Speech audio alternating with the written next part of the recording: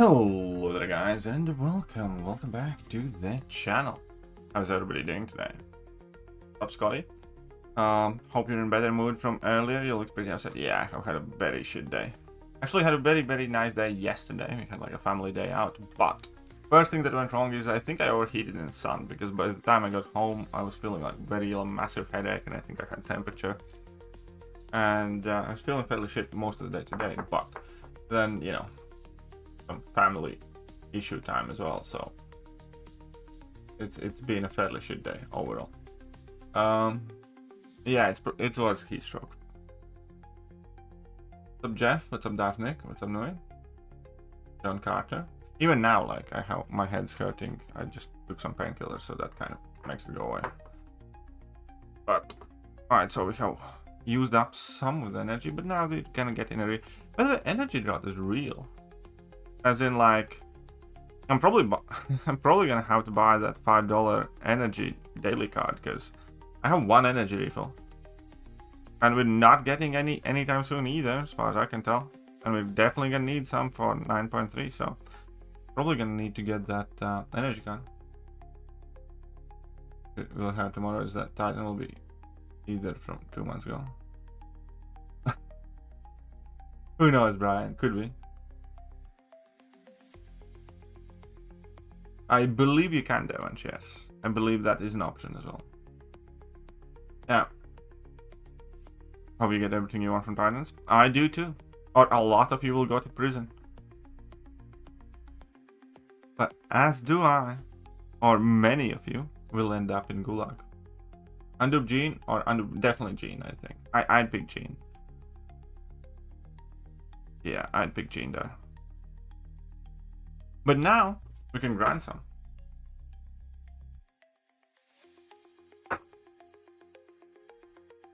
Need sleep? What for? Sleeps for the week.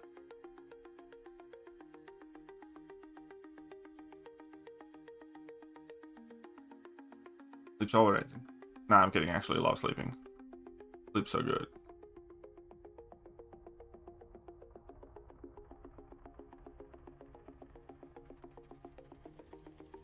What? Whoops.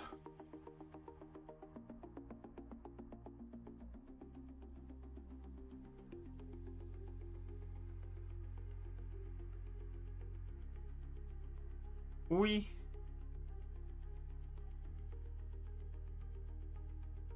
Oh, don't just die.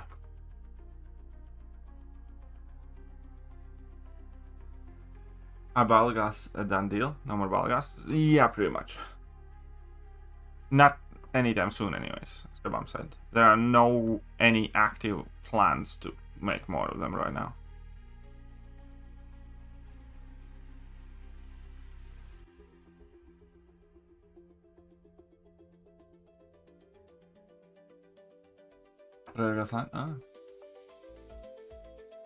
Drink foremost, but I'd have to. Okay. What is it called? We might take a look.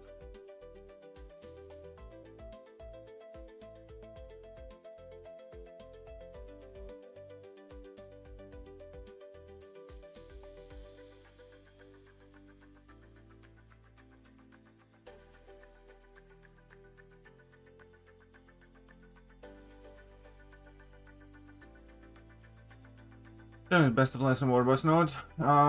Who do you guys think is the best on Warboss node? As far as I'm concerned, all of them are getting countered and nuked.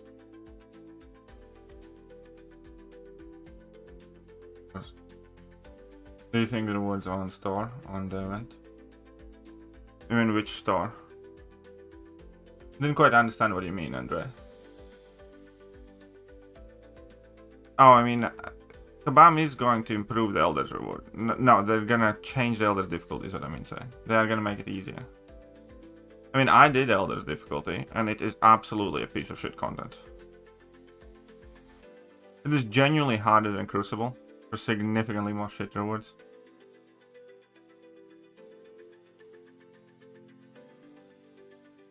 Well, sword and recommend.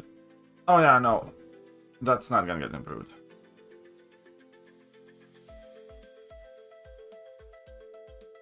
How many tier 7 basic before next time for needed?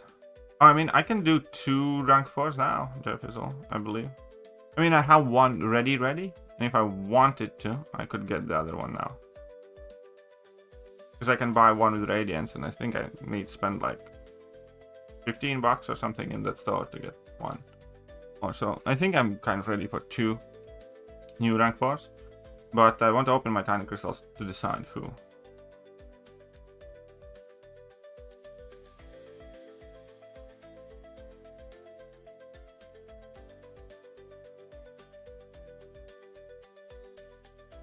Well, yeah, it is almost on the level of Wheel of Fate, because in Wheel of Fate you actually got to heal here, all the chip damage and shit adds up badly. So, there is, as far as I'm concerned, there isn't that much of a difference in between Wheel of Fate and this. Fights are easier, but the attack values and stuff like that I think are higher, and you don't get to heal in between fights. So, fucking annoying. The one I want to do either. Well, I mean, whichever one you prefer. Is your Prowler high sig? If so, I'd probably do him.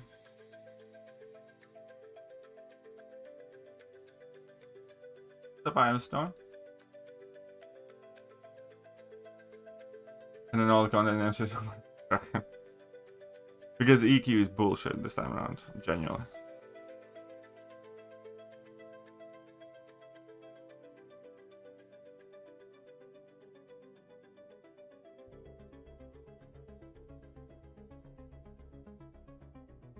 Big 90 only. Are you ready to invest 6 in him?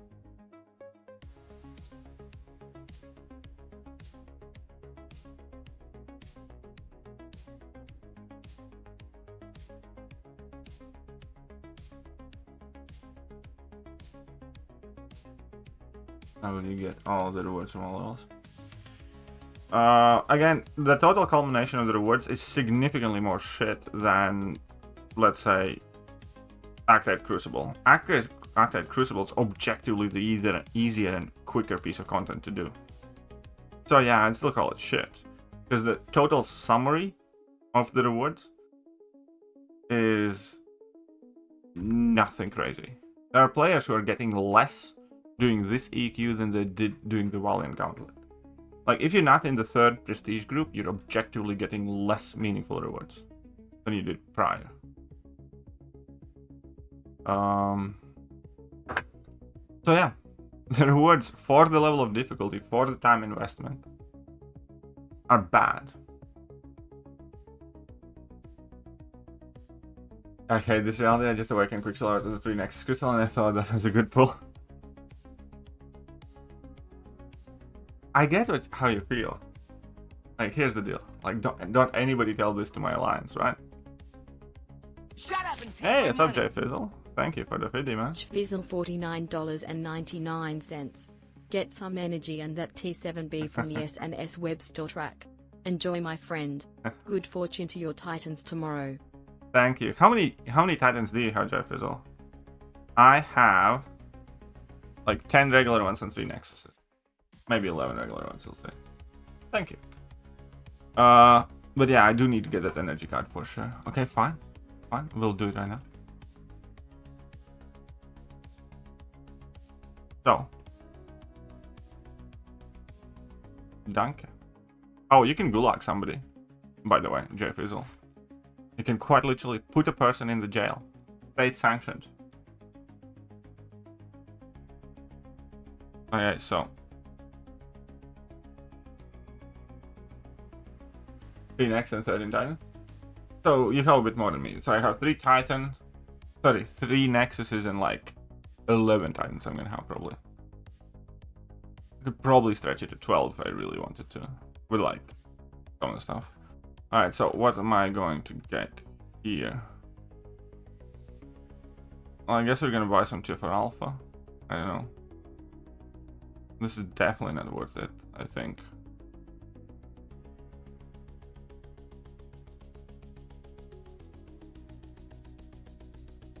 Which of these little tiny offers do I get? Valiant Daily Special.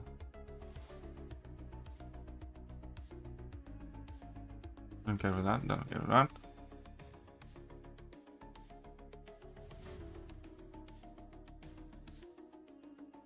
Not good luck for me on the house. Alright, fine, fair enough. Alright, I guess I'm gonna grab a for Alpha or something.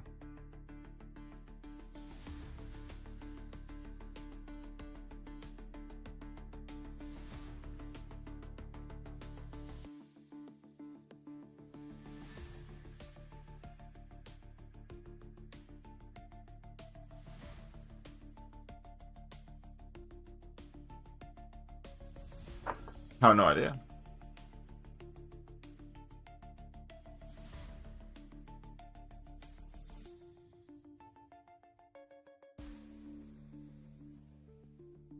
But now I do have the tier 7 basic. Oh, I need to get the daily energy card as well.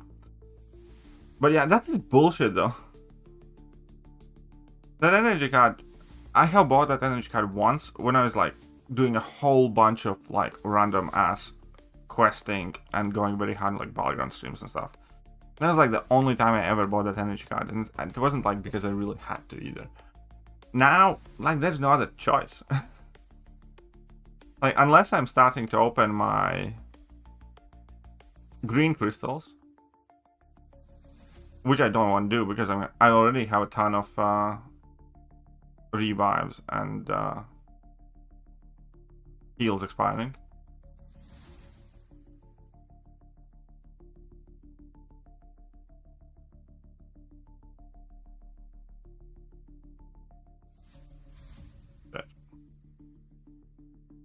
Oh, come on, really? Okay.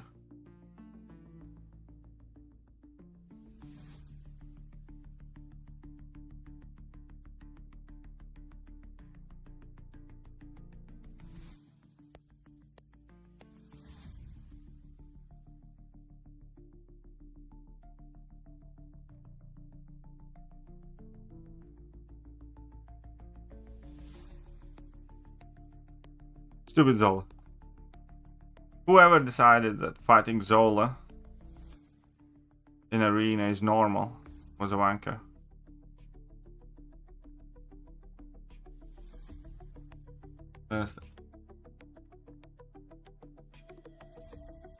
Balance champ, that is Nico. Did have a garbage champ. What do you mean? Stop. 1 second. Let me quickly grab that energy card as well. Oh yeah, and I got my tier 7 basic here. Stop. Ta-da! There's a unit store, passes and cards. No, wait. No, not this. I accidentally almost bought a gold card. Phew, fuck me.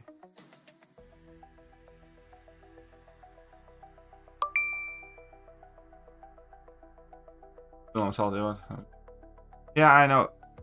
Having to fight hard fights in arena against some of these is just dumb. Especially because arena, if you're doing like quick arena, you can't really kind of like pick and choose, and sometimes you just get such a horrible set of 3 fights. Like I have had a team of like Zola, Serpent, and Dark Phoenix or some shit like that, and you're like, what the fuck?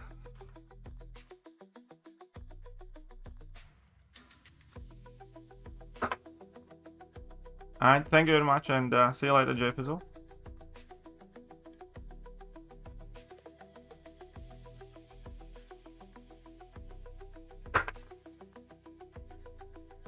You're in jail? Not anymore.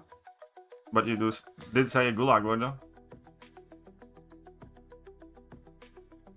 Arena blacklist and champs would be great. Yeah. Agreed.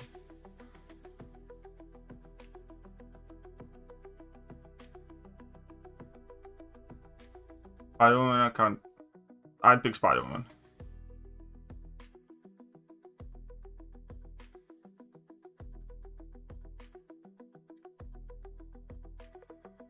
Spider-Woman right now, I think, is top 5 champion in the game. Or close to it.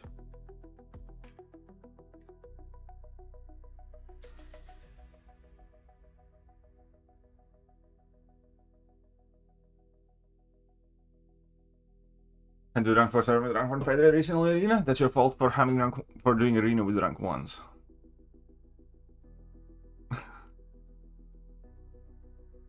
Better than Nico? I think Nico is also in top 5. I think currently top 6 champions are, as in first 3 spots I think are fairly set in between Serpent, Onslaught and Thanos. I think those are 3 best champions in the game. Spots 4 and 5 I think are Spider-Woman and Nico. And spot number 6 Photon. That's more or less the way I see the top of the game right now.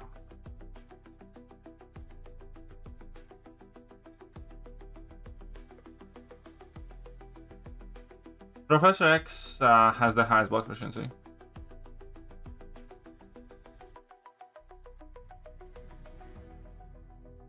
No?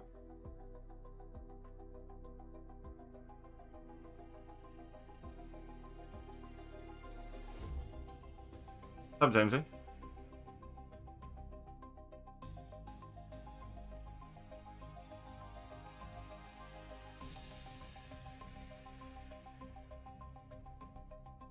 Wrong answer?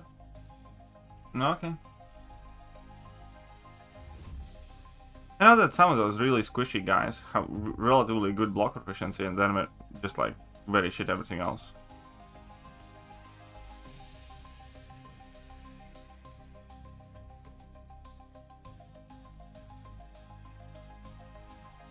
Should you do? I mean, that's up to you. It depends how easy it is for you to get it done.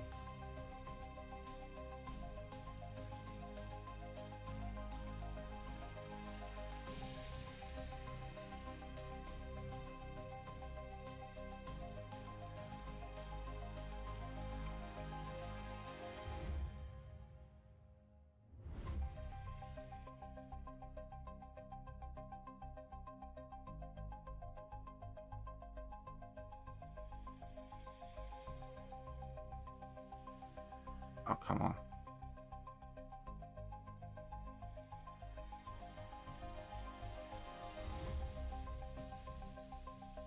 Tolerates a constant thing? Yes, tolerates a constant thing. But you don't have to. So basically, look at this tolerates as kind of like a practice map.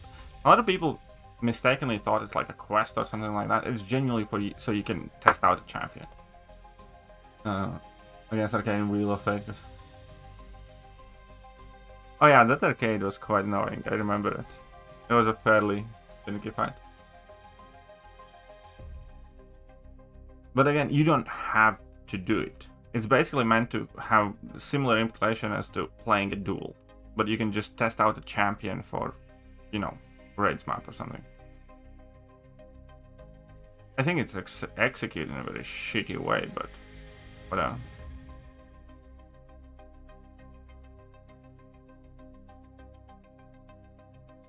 Cheerleader has the best block efficiency. Nice.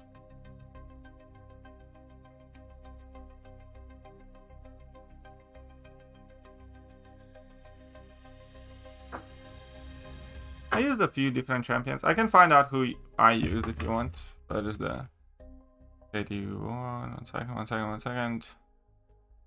Version of Arcade Crucible. And this one is version of Wheel of Fate. There we go. So quest 1. Arcade. I used the box, yeah, in the first run. Scream's also a good fight option. Quest 2. I used the Serpent. Yeah, anyways. It is a finicky fight, there's no question about that.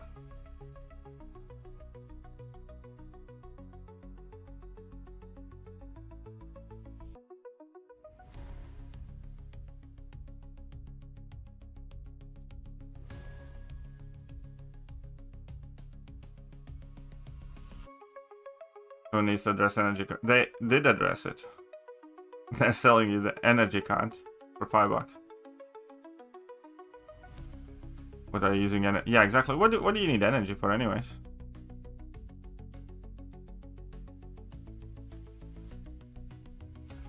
Not like you do anything important with energy.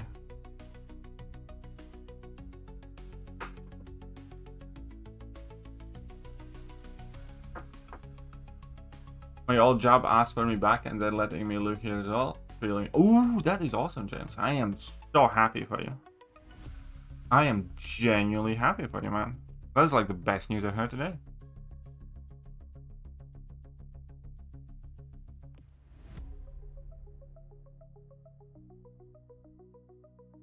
That's awesome. Super happy, everybody.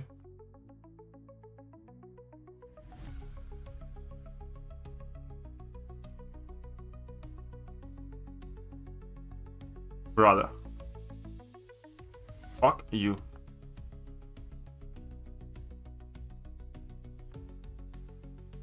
Update list of dimensional beings. I mean, we can look at Khonsu's Ankh if you want. If you want, I can look in it for you. But you can easily just find it in Khonsu's Ankh. Go to champions. And add tags. Hashtag. Where's the dimensional being?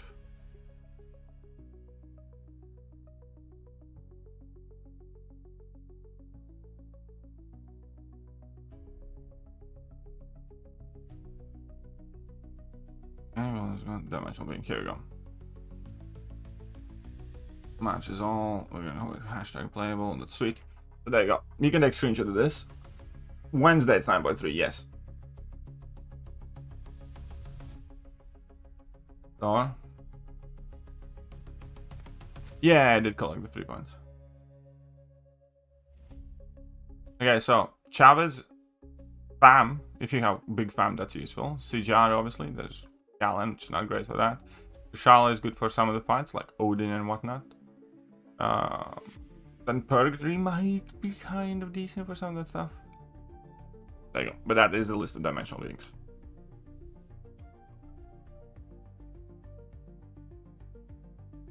You're welcome.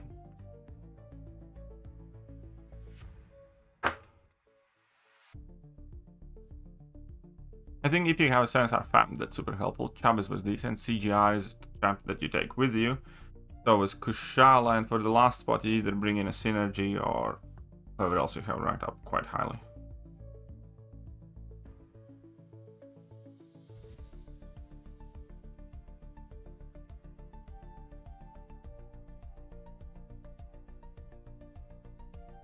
What is James' job? He's saving the world, one person at a time. Reveal potion package should be granted for those. Yeah, something should be, probably. 9.3 Wednesday. Tomorrow is Titan.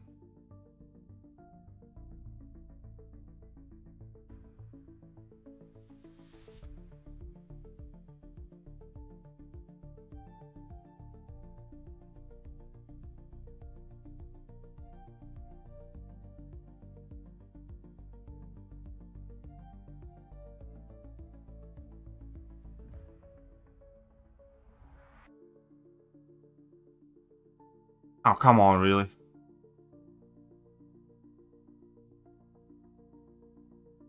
And he ready to get banned on Wednesday?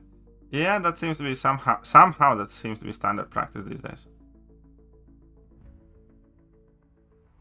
Second time recently, come on, Dada. That's so dumb.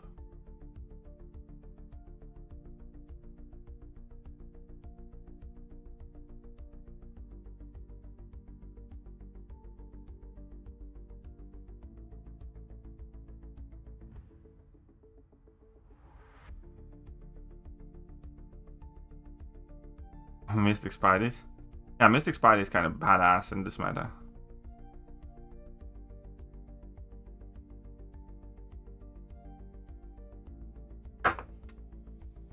How do you mean we're gonna be pulling the Mystic Spideys? Who knows?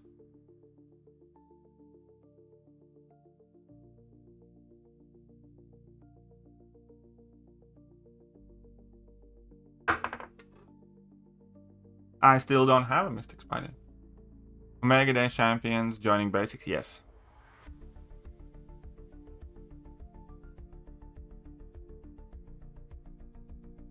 And yeah, from that 7-star Nexus, I got myself Penny Dupe.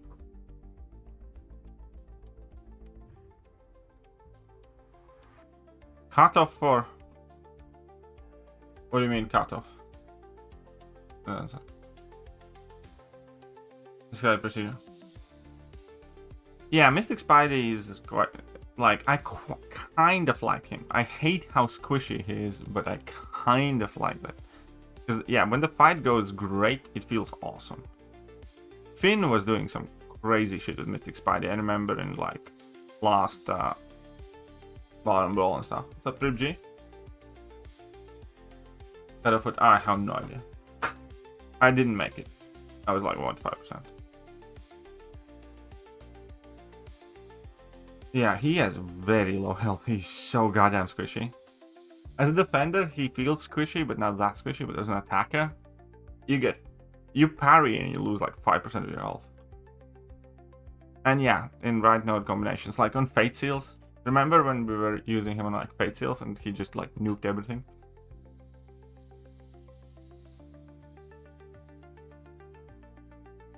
Block and you lose much, pretty much. Hey, that's packs right there.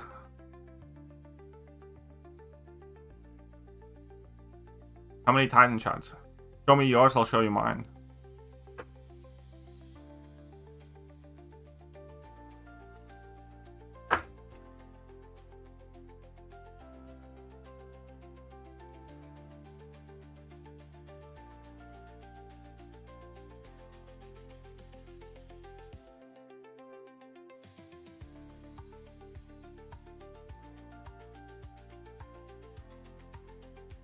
No, the thing is, just so damn niche.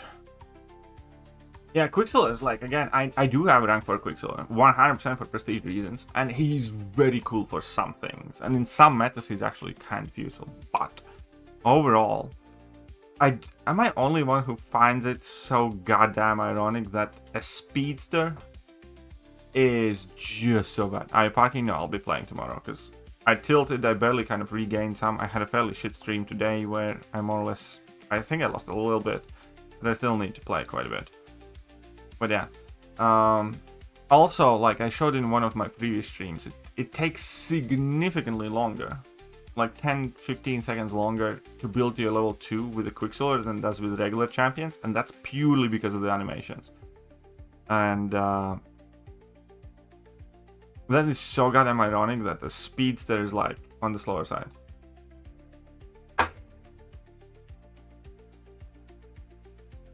Like, the best known speedster of Malconcer champions is a slow champion, like in this game standards. Stupid.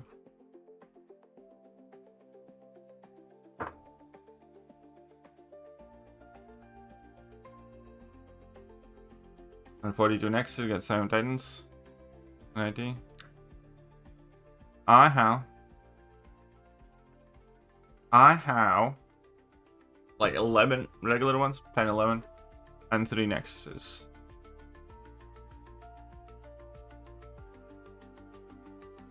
Is that good enough for you? Yeah, I was like 350 or 360k realm points, and I was top 1.5%.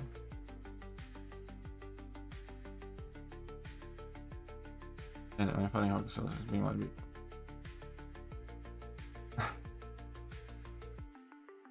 Yeah, I suppose, but I don't know, it's still kind of stupid. I really hate that about Quicksilver and about nottrue as well. It's like they are speedsters and Kabam feels the need to give them like 15 hit combos without adjusting their combat power rate for it. And I literally did like a comparison on the stream, like how much slower they gain to level 2 compared to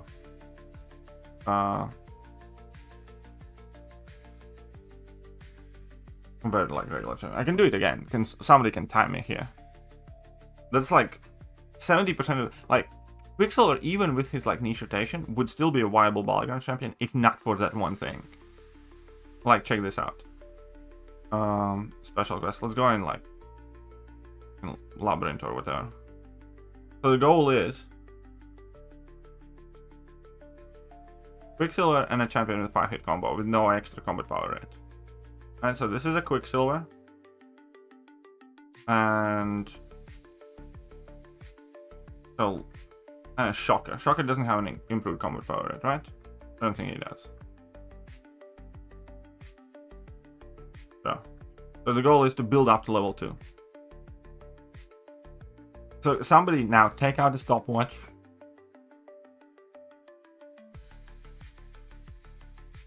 This is like 10-second difference, like massive difference.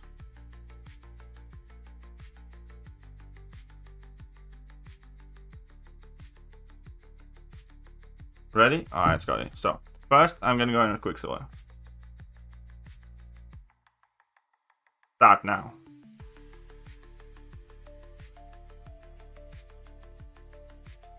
And I'm doing like full combos, none of that, you know.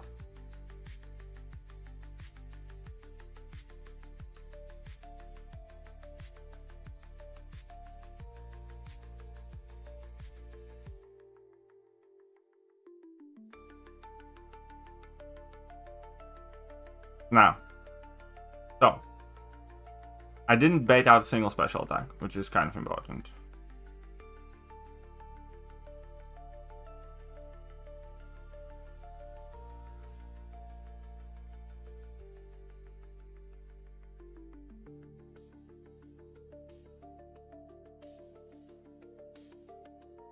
Okay, this is kind of cheating. I'm gonna pick a different champion, but you know, fine, whatever.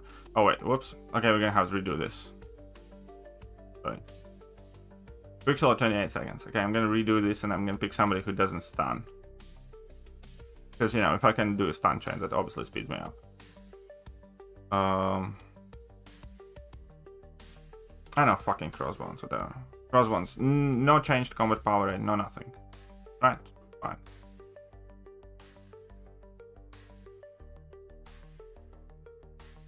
Quicksilver 28 seconds. Okay. And I'm not using Relic as well. But I wouldn't make it in time anyways.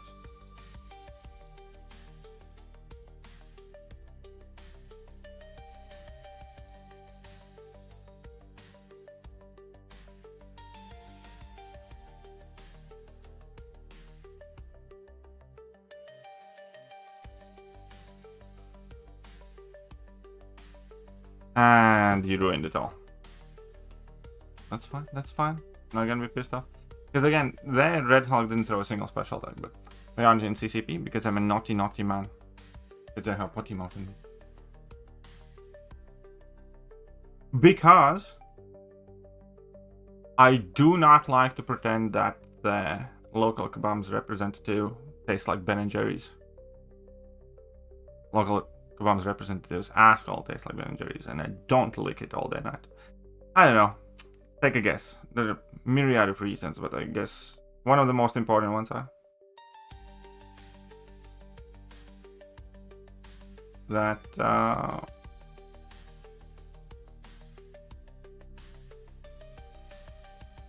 and I could again. You ruined this. You ruined this for me.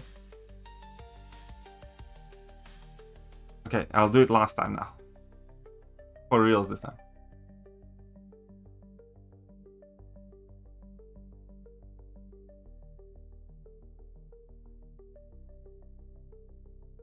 I mean, at this point, I'm quite sure they would never want me in that anyways. Okay, that's it. Last time. Let's go. Timer start. Again, doing full 5-hit combos. Even if he throws that special, I think I'm gonna be faster.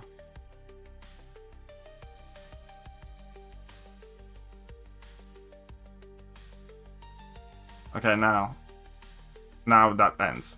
So how fast is that? We're wasting energy? Yeah, I know. So this was significantly faster than 38 seconds. This is significantly faster. Next one's 22 seconds. So, and the difference can be even bigger. But having like a 6-second difference to build up to level 2 is a lot. But like last time I tested, it was like 8 or 10 seconds with some other champion. So obviously it kind of based on AI and all that stuff. But 6 to 8 7 difference to build up to level 2 is a lot. And if a battlegrounds fight typically, you know, I don't know, on average, let's say it takes 2 level 2s or whatever. Just by the nature of the combo, you lose like 12 seconds. I'd reckon it could be even more. You know? And when typically, in a generic meta, most fights are like 50, 60 seconds. 40 to 60 seconds. 12 to 15 second penalty just because of the champion animation. Is a lot, man.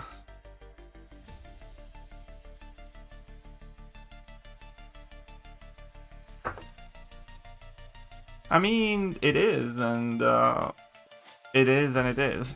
I do not like it, and it does give them advantage. But in the grand scheme of things, you know, I don't... Like, I have revives expiring as well. I don't mind using some. What does annoy me most is... I'm going to tell you one thing that pisses me most is... When CCP folks who have exclusively gotten to practice the boss fight and are already uploading the guide the moment the boss drops...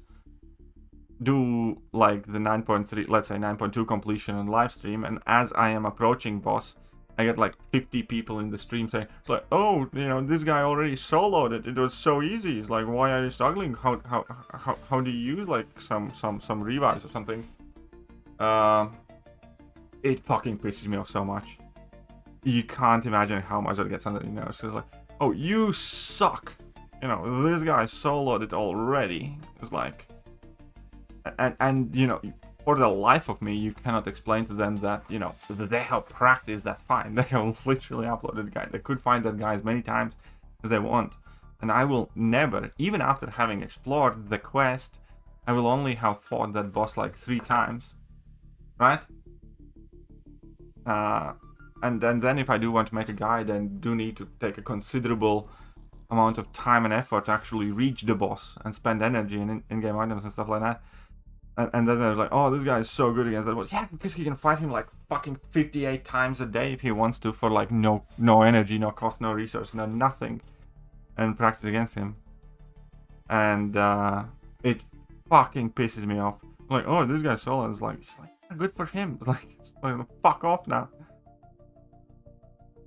To me, that is the most annoying thing. Like when I'm like going in blind, trying to do things live and stuff like that, and it's like, oh, this guy who has fought, you know, the boss 80 times, you know, soloed him or almost soloed him. It's like, you suck.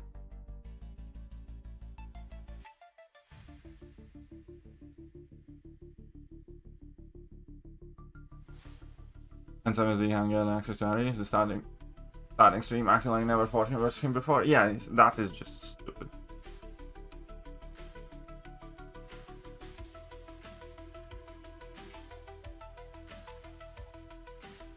Yeah, I don't give a shit that they, you know, save a few revives. I hate that attitude that comes with it, where, you know, you get to practice the fight like 150 times, and, you know, when you get good at the fight, you're like, oh, I'm the hot shit, or the people who watch that, it's like, oh my god, he's so good.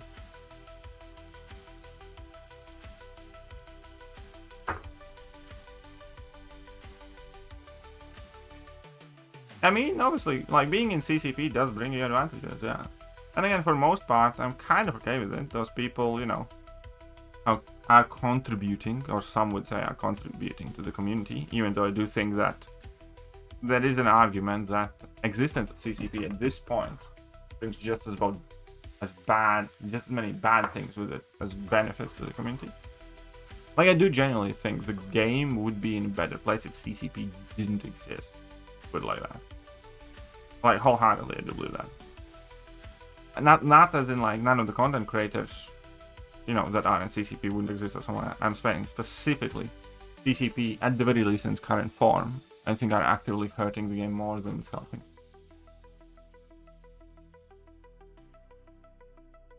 Be that with like overhyping champions, or be that with, you know, avoiding topics, or always trying to ease and smooth things down with community when Kabams fucks up, and minimizing the things. And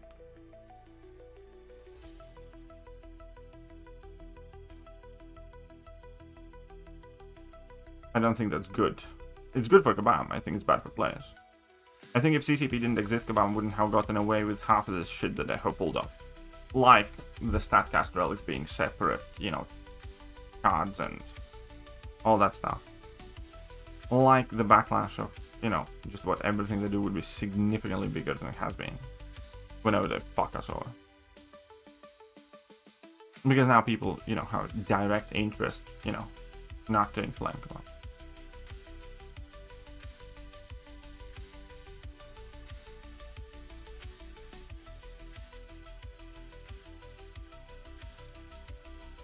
Chels nearly just only like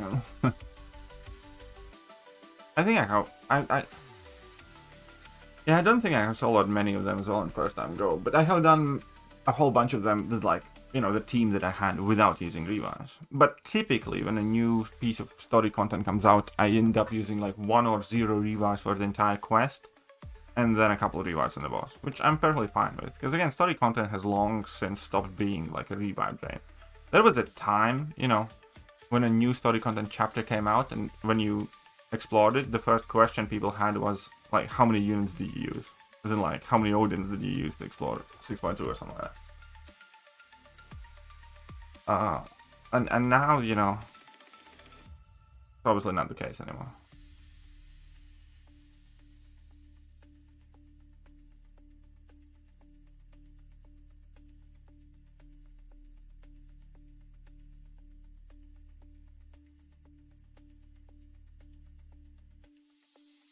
And again, by the way, returning to the earlier thing, and that's absolutely not any type of dig of any person in CCP.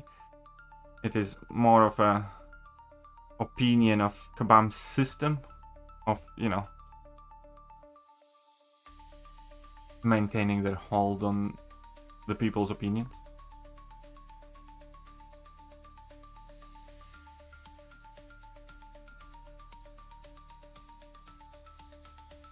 Because again, I do think a lot of people in CCP are quite cool. You know, I have no issue with most of them. Like on a personal level. But again, I don't think necessarily at this point CCP is doing a great service to the community itself.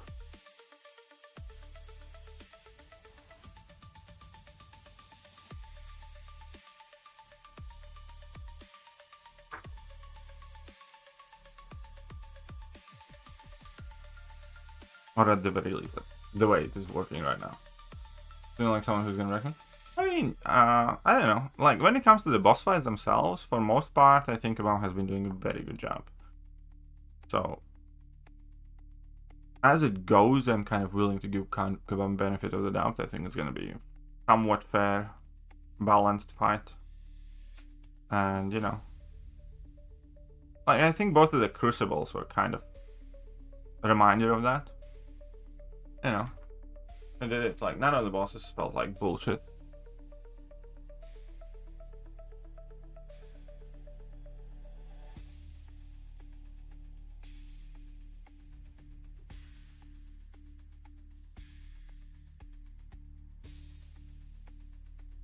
What was I saying?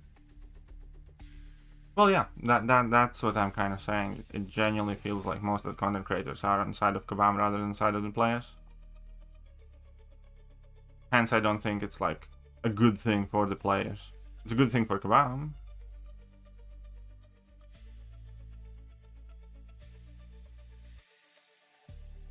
And I have felt that for quite a while already as well.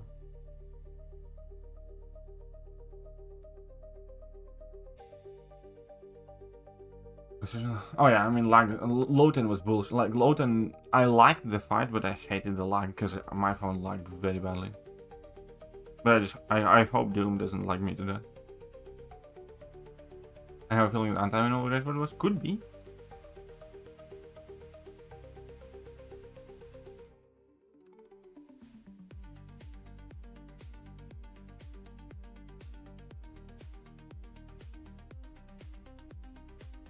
Yeah, Loden fight was much harder for me than it ought to have been because of the lag.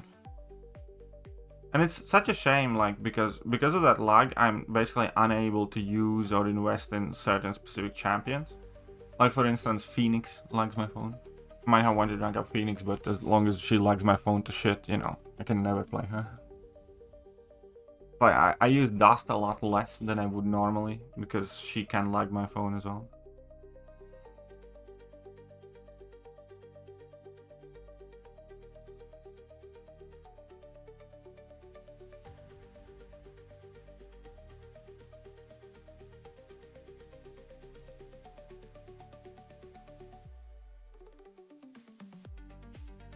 Yeah, Morbius lags you as well with the dash. Absolutely does.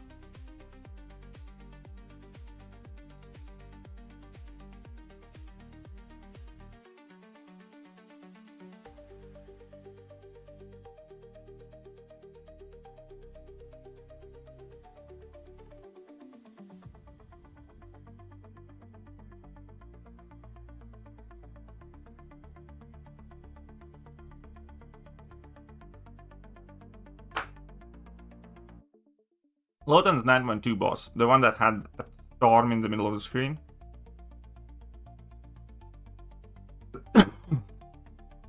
Which champion from Rebirth selected? My first choice was Anti-Venom, and I gave Anti-Venom Science Awakening gem. My second choice was Khal. Khal's currently unawakened, but rank 3, and my third choice was Wu Vision. Because I got the third choice of the selector, because my alliance placed top 10 in that relic event. So far, the 6 stones that I have used are on anti-venom. My anti-venom is like 690 right now, and the rest of the 6 stones I haven't used yet.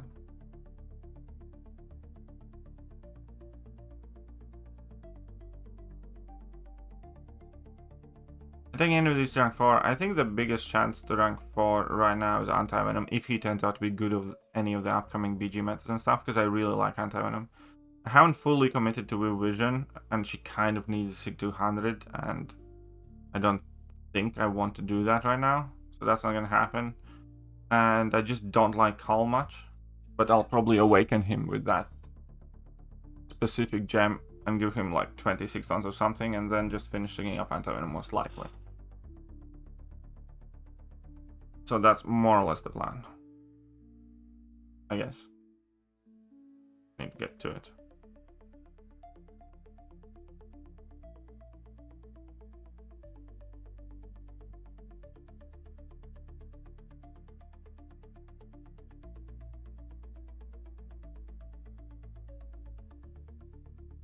Hey, this is gonna hurt somebody. Pretty high skill gun, she's good.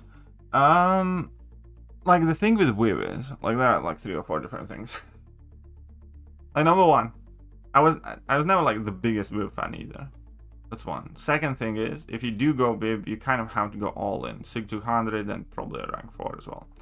So realistically speaking, in tech class, there's a whole bunch of champions I'd rather invest in extra than Viv. You know, for instance, I don't know, Sentinel. I'd rather have a rank 4 Sentinel. Rank 4 Jack. Rank 4 a bunch of champs. So if like Viv was Cosmic, for instance, I would have went all in on that, because I do think Cosmics are top heavy. I don't have that many Cosmic champions I really want to rank up. But Tech, I kind of feel like that it's a stack class, and I don't like Viv as much as many of the other champions. Like if I just take a look at Tech 7-star champions right here.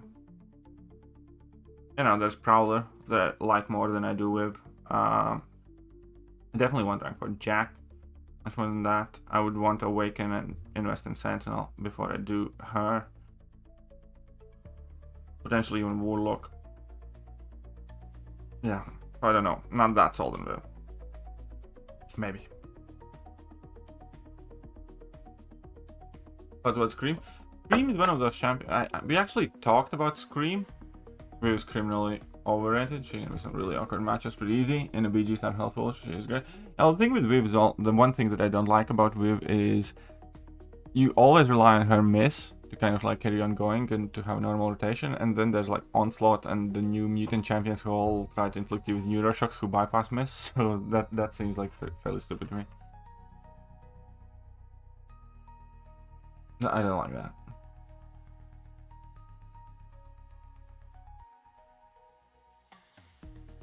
Feels before. I mean, Khal in this meta is crazy good, yeah. We'll see how useful and good. Like, because here's the thing. He was supercharged in this meta, objectively speaking. And Carolina is going to be much more widely available. And I do think everything Khal does, or just about everything, Carolina does better. Or as good, and she does just way more. Like, you know, Zola. Carolina is much faster for Zola and safer. And then Carolina can do Bilena, for instance, which is awesome.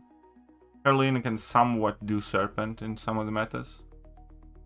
So that's awesome. Carolina can obviously do Sentinel, which Carl can't.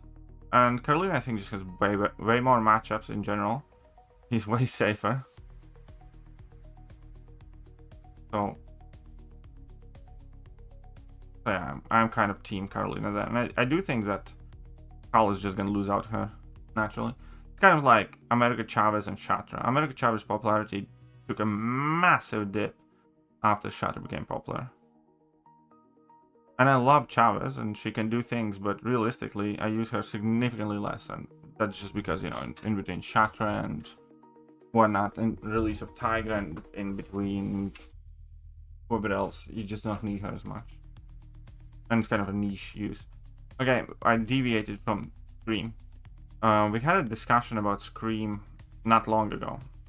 And where we kind of discussed, because champions in this game, there's like a duality to them. One is how good their abilities are on paper. Like, you know, how much damage they can put up in a vanilla fight in 30 seconds, and how many different pieces of utility that are conceivably useful do they have, you know, how many immunities do they bypass, evade, miss, and unstoppable, and all that stuff.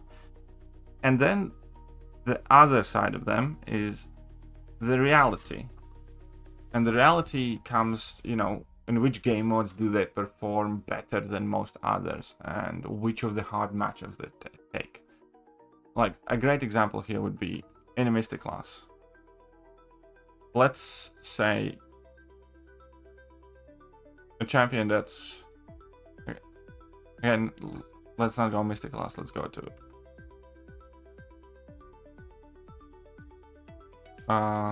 one second. I want to find a very, very, very good example of something I'm looking for.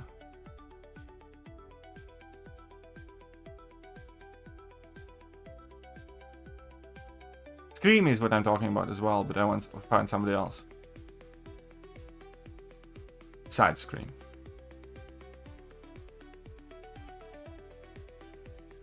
Something.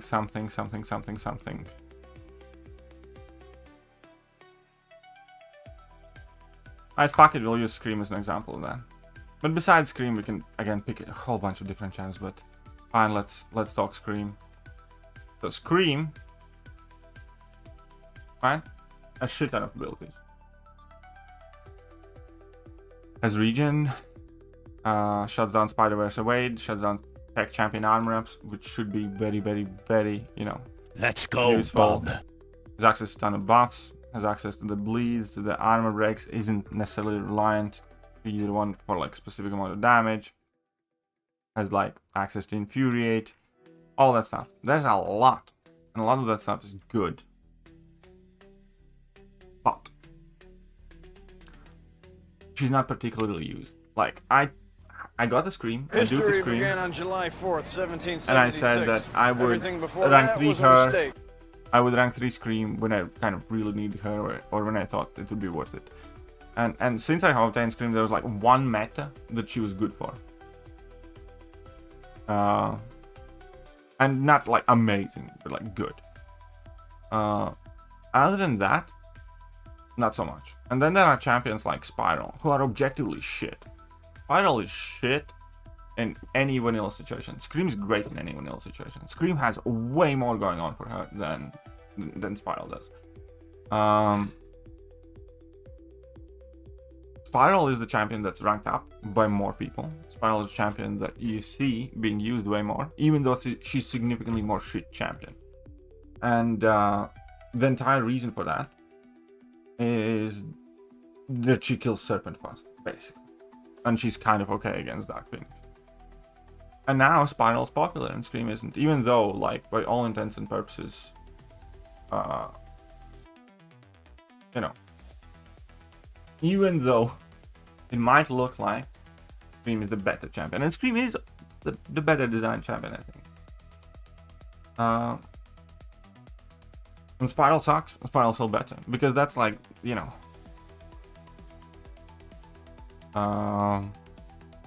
the expectation in reality. It's kind of like, I don't know, but you guys kind of get the point, you know? Because there are a whole bunch of champions like that. They're amazing, but just don't work out that well. Like now after the buff, for instance, there's nothing wrong with Silver Sable. She's almost never gonna get used.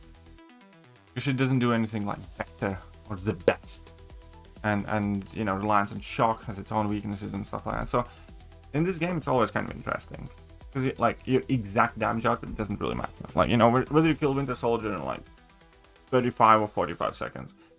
As long as you don't take like 2 minutes, it doesn't matter as much as combination of you know, multitude different things.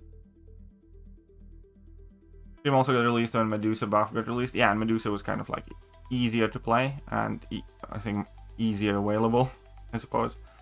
So like myself, like I saw what Dream does, I saw what Medusa does, saw the similarities in between them, and for the most part I was like, yeah, but I have this Medusa here, so why would I bother with Scream now? And you know, again, there will be times when I kind of will probably wish that I had Scream and stuff like that, and if I have a good reason, I will rank her up because I like the champion. But in general, I rank up champions that I need like right now. Like I would have wanted to rank up a whole bunch of champions for the first meta this week, such as Red Guardian. You know, I have Red Guardian. I could have taken him to rank 3. He was amazing for that meta. I kept banning him a lot, but I didn't because the first meta doesn't matter. The second one does. So I haven't ranked him up. And then this one. For questing, I mean, again, for questing I find that something's top tier. The thing is, for questing I find half of my roster is top tier. For questing I find that it's hard to find somebody better than, I don't know, fucking Juggy and Thanos and Medusa and whatever not. And I don't give a shit about any champion that's good for testing because I have 50 champions ranked up that are good for testing. Sorry, questing, so you know, it's just not a factor for me. If a champion's best argument to get ranked up is like the champion's good for questing, that champion I will never rank up that champion. Even if I mean, with the exception if I really, really like the champion. I rank up champions when they can fulfill some sort of specific task for me. If they are good for, you know, specific battlegrounds meta. If my alliance needs them for defense, if I need them for alliance war, or something like that. Or, I don't know, Necropolis comes out and there's some champion that's very, very, very, very good for that. I will rank it up, you know. But there has to be a good reason for me to rank up a champion for most. But exactly, questing can be done by like most of the champions in the game.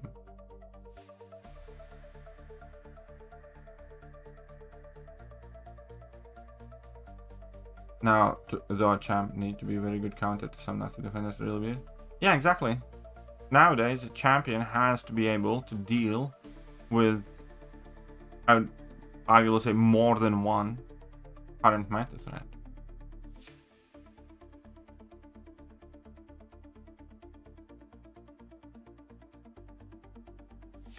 Yeah, I mean, I have a bunch of champions like that. Like, I love playing with Carnage, for instance. I haven't even maxed out my 6-star Carnage because I just never had a reason to. Even though I should. I think I kind of want to ascend. And I know the 7-star one exists, but I don't have it. I think I should rank up at this point and ascend Carnage, because I kind of want to have the fun, and that's kind of like irrelevant cost-wise. Because I do have some rank up gems 6-star. And, you know, the Ascension doesn't overflow. But, you know, that kind of explains the way I think. I loved Carnage, always did, but I never ranked him up because I, you know, never had a need to. I never had a need for him. Yeah, 7-star Carnage was in one of the events. Hulk has definitely fallen. Hulk has definitely fallen. Yes, back to. I hope Juggies feel like wishing for this one. That's one of the reasons why I hate that prestige change. I was like this close to having Juggy ranked up, and I was gonna do it, and now because of the prestige change and how shit Juggernaut's prestige is, I'm realistically not gonna be ranking up Juggernaut until I have like, I don't know, 35 rank 4s or something like that. Which is stupid.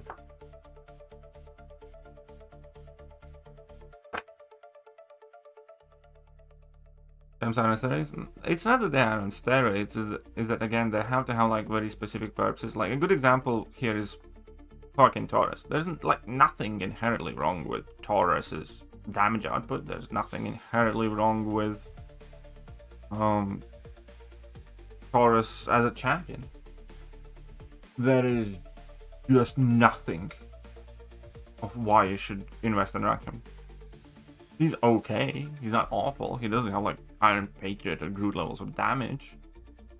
You know, he does have his like slow and whatnot, but he doesn't have like that great of amount of utility. He doesn't have that great amount of matchups you'd want. He doesn't have that great for damage. He's okay at everything, but you know, we look at him as an absolute failure because he doesn't do anything special.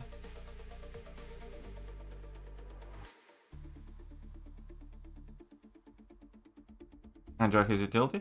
Again, like,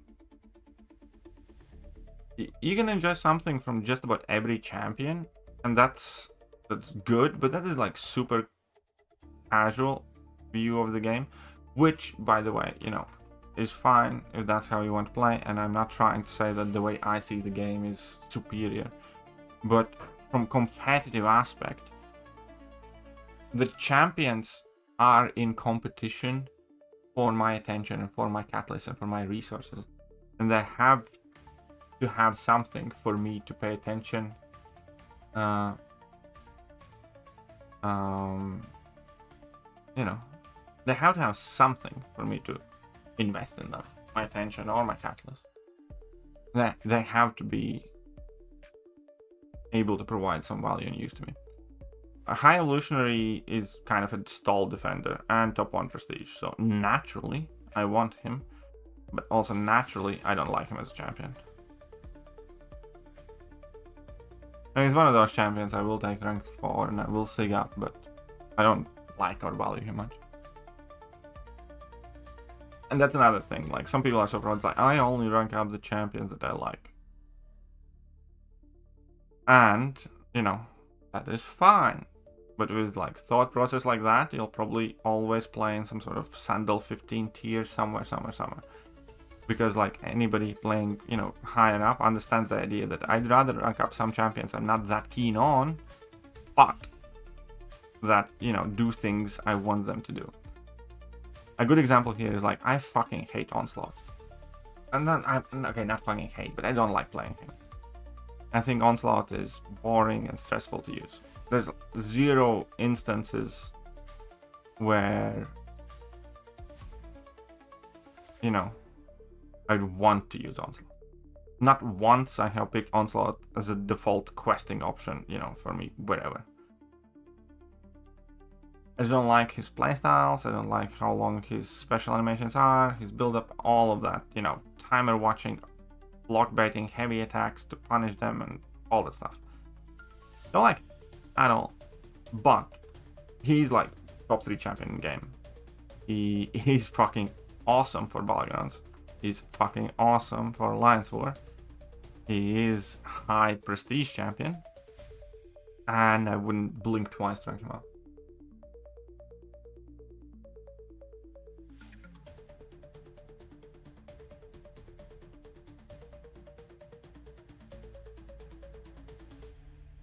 And that's just the way it is. I much prefer, I actually like using Serpent. Ranking up Serpent was like a very easy call for me. I mean, that's okay if you find mix, but what's the best way to put it? Right, I just not fundamentally disagree, but I view the game differently from the people who are like, I rank up whoever I want. It's like, you find, you do you. It's like, I'd rather rank up some champions that I don't necessarily like rank up, but have twice as many champions ranked up total. You know what I mean? Do you enjoy Okoye? Yeah, Okoye I think is kind of breath of fresh air. I think this year they are starting to learn a few things about champion simplicity. Like if I take a look at this year's champions, like for most part, but the champions are kind of easier to use, less timer watching. Like Gentle is more or less fairly straightforward to use. Jean is fairly straightforward to use. Okoye is like as basic of a champion as it can get to use. There's no, like, you just hit the opponent, depending on the fight, you know, ideally go for level 2, but there's nothing wrong with using level 1s if you want to. You know, weaving a heavy attack now and then, and that's it, basically. Super simple. Okoye reminds me of, like, champion from many years back, so I like that. In all intents and purposes, Silver Samurai seems to be similar, so I like that. And most of this year's champions seem to be a lot easier to use than last year's champions. You know, in between Battery Bill and like, watch exactly when that shock is going to expire, and you know, do the heavy attacks and charge this and hope upon, and it's like, fuck that. Or in between like North Star and building him up, or in between like Scream is not the easiest champion to use, or like those things like drop your mines and then you like, and then you knock them in like this, and like, fuck off. Or like Spiral, I think objectively has a shit playstyle. And in general, last couple of years, the champions become kind of unenjoyable in terms of how strict their rotations are and how many timers you have to watch and stuff like that. And I think Okoye is kind of like a breath of fresh air. And, you know, Nico for most part as well. In general fights, Nico, you know, let's say on average fight, drop a level 2 and spam your level 1s, then let your buff immune to expire. You know, we've been some heavy attacks for more damage. Easy, good, that's fine. And I like that. I like that champions like that exist now, or are being more popular. So I think that is a good thing they are doing. Jack is fairly simple as well. I actually kind of like Vox. He's not like my favorite or anything, but he is stressful, kind of, yeah. And I'm kind of like so-so about him. I don't think he's like bad. I don't mind using him, but I'm not like in love with the champion either. I guess that's a way to put it. I think he's fine.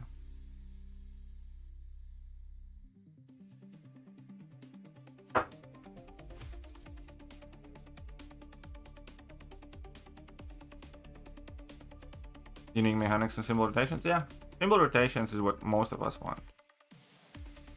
Immediately, if a champion can do a fight well with picking which special you can use, that in my book is like a massive W for a champion. Like, kind of that. Like, even with, you know, Nico, for instance, you know, you can go for like your level 2s, or you just level 2, level 1 spam, or in some fights you can just level 1 spam, you're gonna be fine. I like that a lot. Or I don't know, with Lumitrix, you can kind of like pick which specials you can be going, and you can do reasonably well just, you know, spamming level 1s if you want. If like a full rotation is unavailable. You know what I mean? Okoye is excellent. It's like, you can just use level 1s if you want. You can use level 2s if you want. You can do a mix of both, whatever. Like that.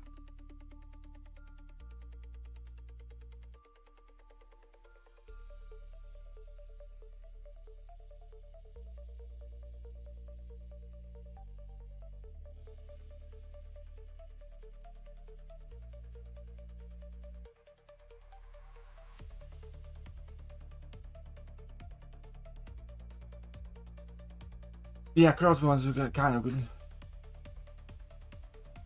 Yeah, the less limited the rotations are, the less timers you have to watch, the less specific things you have to do within a certain amount of time, the better it feels to use that champion. Kind of like one of the best feeling champions that I have ever had to use is Carnage. It's like, you drop that heavy attack, and then you just smack upon it. And you can spam whichever specials you kind of want. You can go for level 1s, you can go for level 2s, and you pick whichever buffs you have, and you have like very cool animations with those, you know, kind of like slashing tentacles, and you have cool abilities with like a ton of dots that you kind of try to refresh as much as you can, and you try to be uber aggressive, and you have extra power, and it just feels good to use that champion.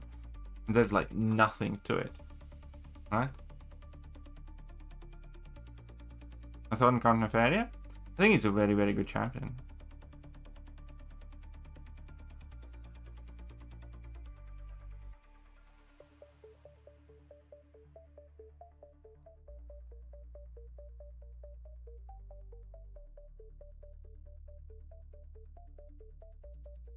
My god. Oh yeah, yeah. The problem with Omega Red, he became significantly harder to use when Kabam absolutely overtuned the AI. Like, when I had the rank 3 the Omega Red from last Omega Days, which I know in hindsight was a mistake. The fact, and I brought Omega Red in against like Jessica Jones, and I couldn't punish Jessica Jones' heavy attack with my heavy attack because she just recovered too fast and got smacked in the face. That alone kind of ruins the character, in my opinion. The second thing is, they gave him the most disgusting interaction with the relics, where all your spores start to fall. Stuff like that is, I think, what kind of ruined the Omega Red. My inventory is big because of Sigil and the fact that I'm level 64. Onslaught just 9 to use? Yeah, Onslaught's very annoying to use in my opinion.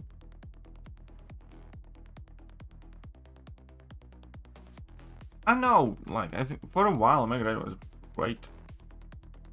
It was legitimately considered to be the best or one of the best mutant champions in the game for quite a long time. And I think rightfully so. Okay. And James is just asking for it.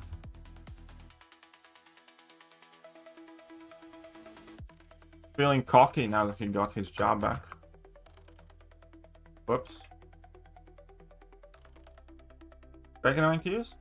I liked it. I didn't like, you know, using her for like 10 minutes straight or doing like every fight in Quest Quake, but Quake in like moderate doses I enjoyed.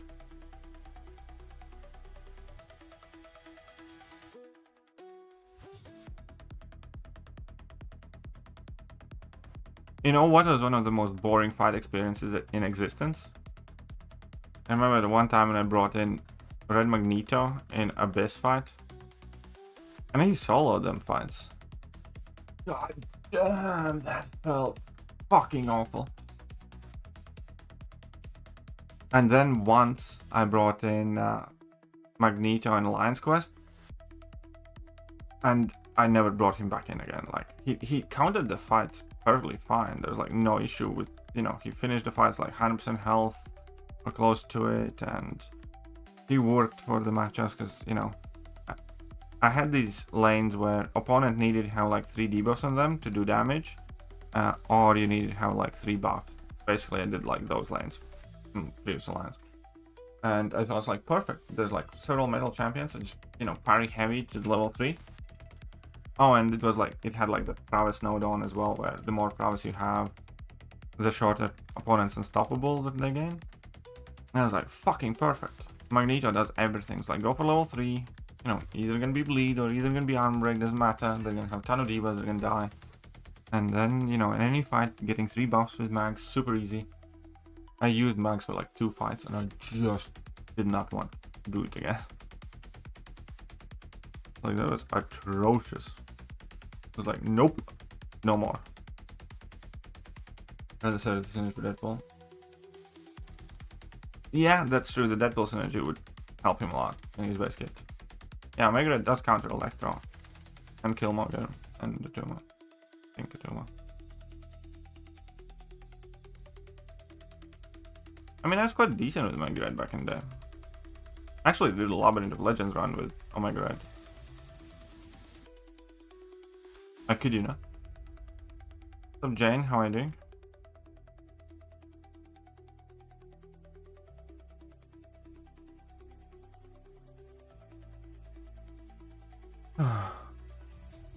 Blade? Yeah, kind of, I guess. It felt quite nice using Blade. When AI kind of like played into you, and you got to, you know, do the whole parry bit and then the level 1 spam, and you get a whole bunch of bleeds, and you just watch your power gain shoot up and opponent's health bar, you know, steadily trickling down. It genuinely felt very nice.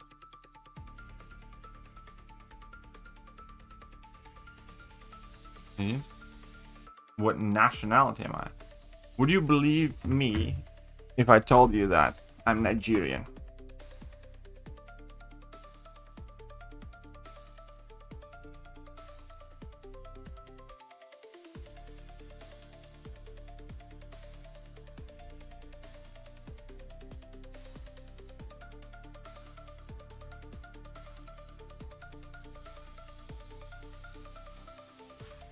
Tower of God. I think I have. If I'm not mistaken.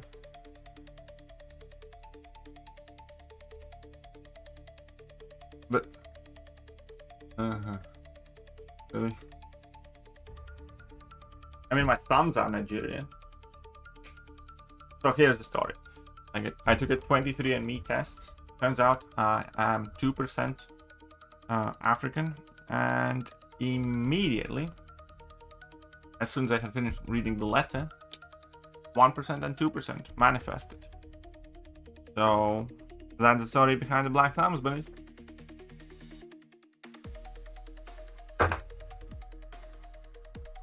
No, deep wounds have no effect on Yelena or Bullseye.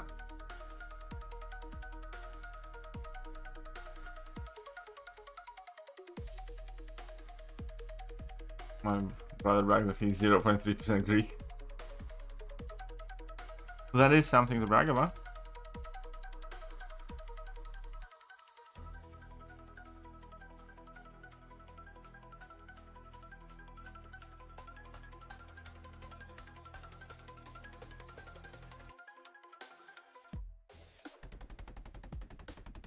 Oh, okay, in reality, I am 50 Shades of White. Do you remember MXI? Yeah, of course I do. Anyway, that's a lot of prestige to gain. I suppose not that much if you're not super high. There's 9.3 guide coming out. Tomorrow morning. Obviously.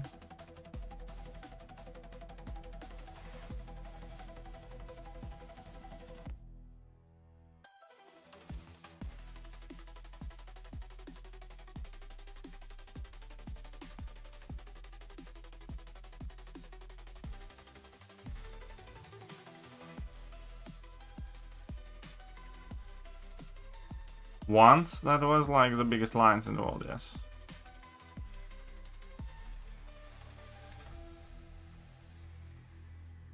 Well, again, this prestige, it's not only about how many rank 4s you have, it's like big levels and stuff like that. So who knows, maybe you can?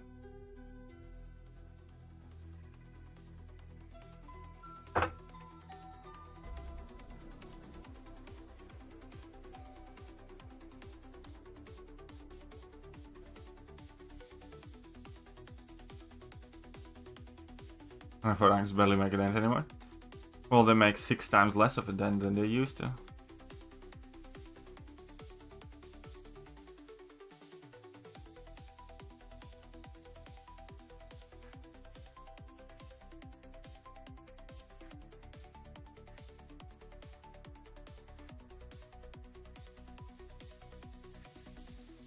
So, Quicksilver 3. I think we could. I think there's no reason not to. Even right now wouldn't even be anything like that crazy. I mean, I'm sure that CCP would say that Nimgard is back and Nimgard is like the best tech ever, and you know, the world's not ready for a 7-star Nimrod, and 7-star Nimrod's ready to dominate again and stuff like that, but I don't think that would happen, and I don't see a reason why we shouldn't get 7-star Nimrod.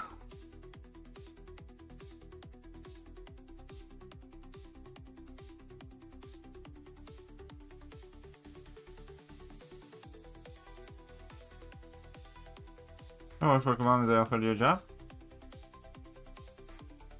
Depends.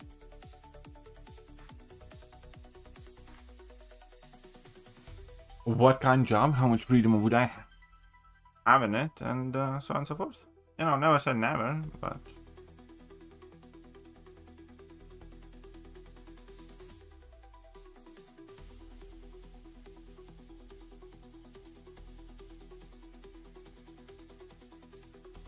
I wouldn't necessarily be keen to do what... Yeah, it really does depend. Community manager is not... Oh no, I fucking couldn't do that job. I don't think I could do that job.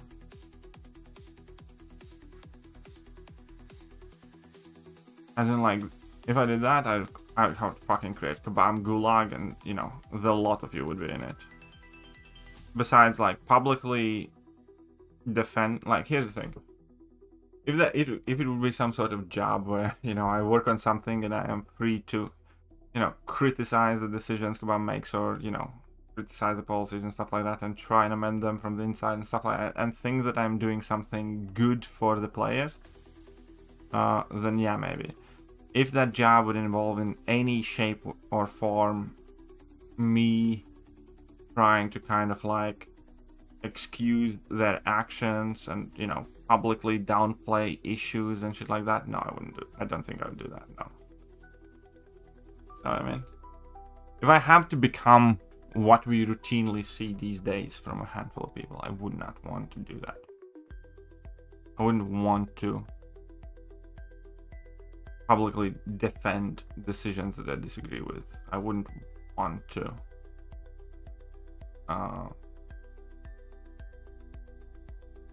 lie.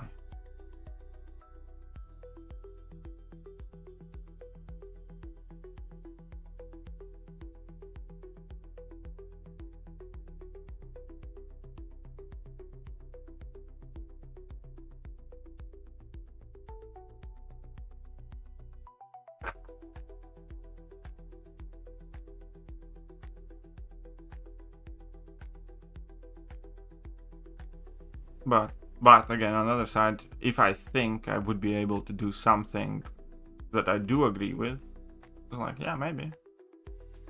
That's why I'm saying never do never. Like, I don't know, if they hire me as some sort of beta tester in official capacity, and some of my feedback actually does get taken in consideration, and the content actually does get like more reasonable and stuff like that, I suppose, yeah. As long as I'm not forced to stop, you know, criticizing them. Everyone has that. No, I absolutely agree with that. Like, if Kabam offered me like a fucking $1 million a month to be a forum mod, I'd fucking do it. I'd hate myself for it, but I'd fucking do it. Because at that point, it's not about like me and my principles anymore. That's like much more about me being able to take care of my wife and my kid and so on and so forth. I 100% agree, you know.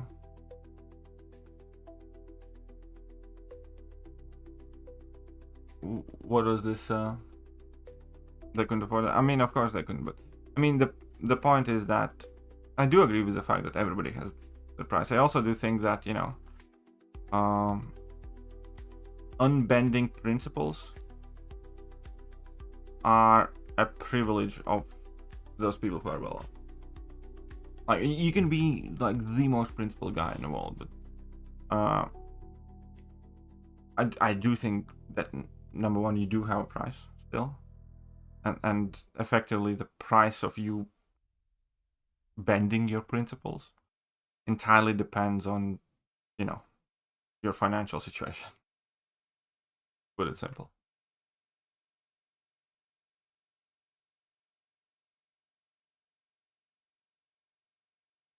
Time wasn't kind to Diablo, don't you think? As in, what do you mean?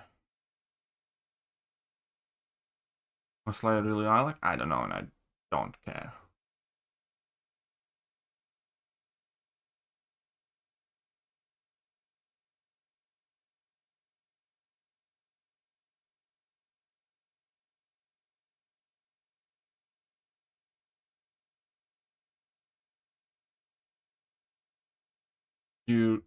Good does not exist in a realistic society. I completely agree.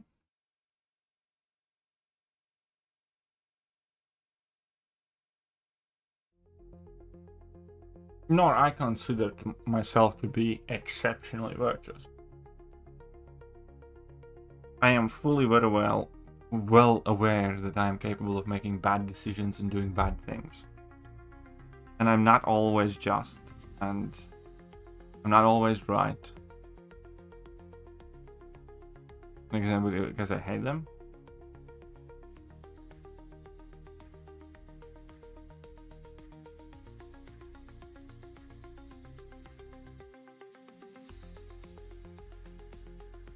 Yeah, Ironheart's decent for Zola. Or can be decent.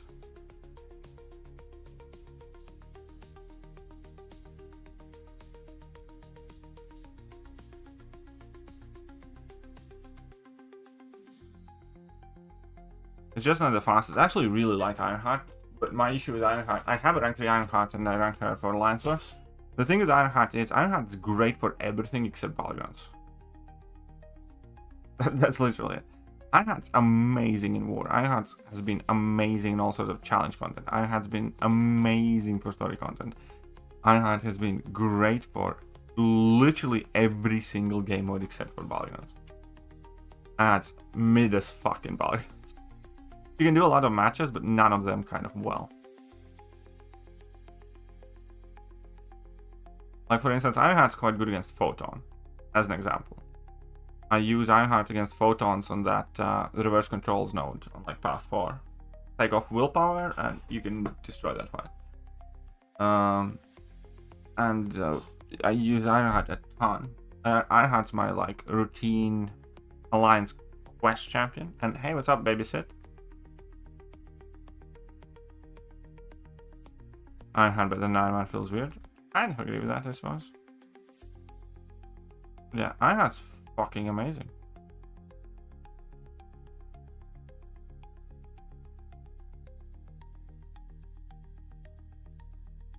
Except for polygons. She's mid in polygons. I use Ironheart in MQ map 8. Yeah, I do too. I do too, Doug. The polka dot power lines, she's amazing for those. With the tech hack, especially when you power drain them a bit when you parry. I hate the show though. Ironheart show is one of the filthiest and most disgusting things that I have seen Marvel do. I hated everything about Ironheart show, maybe aside from Mephisto. I think Mephisto was alright. Like, here's the thing. When Ironheart was introduced, I kind of disliked her because it was another girl boss and, you know, tech genius and, you know, perfect and whatever not. Also, you know, even prior to that, I don't like Ironheart because only way I saw Ironheart was as wokeified new age Iron Man. And, you know, I didn't see her as her own thing, and I still don't.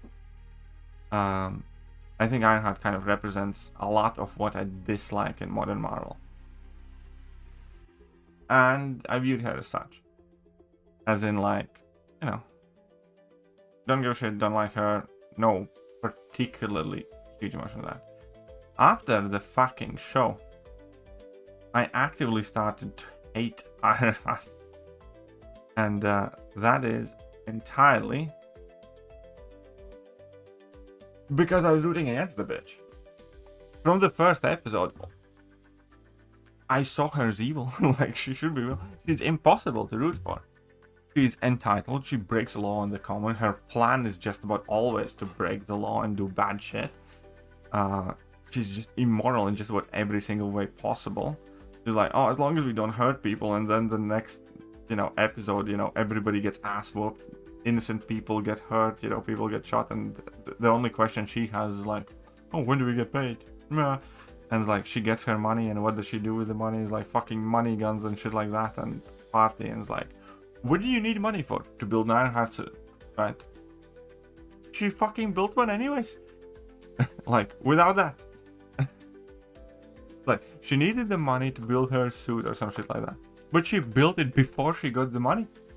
She didn't and like, even the fucking recruiters themselves, like that evil guy that recruited her, like the Kazano, whatever his name was, like, I know you're genius and I know you're gonna get the money yourself, but if you break the law, you can do it quicker.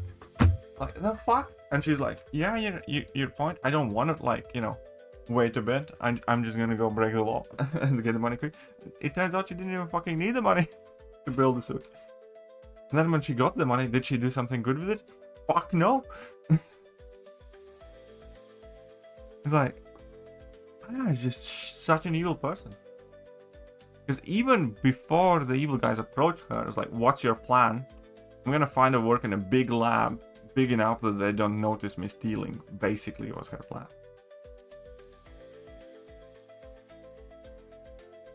I know. It's like, fuck Ironheart, man. Like, that show is awful. The funny thing is, like, I genuinely think that people who filmed Ironheart don't understand why some of us might have an issue with the way they portrayed Ironheart. You know what I mean? I think they made the show and they were like, oh yeah, Ironheart is kind of like a good hero, a good role model, somebody you would want to root for, and she's, you know, doing the best she can.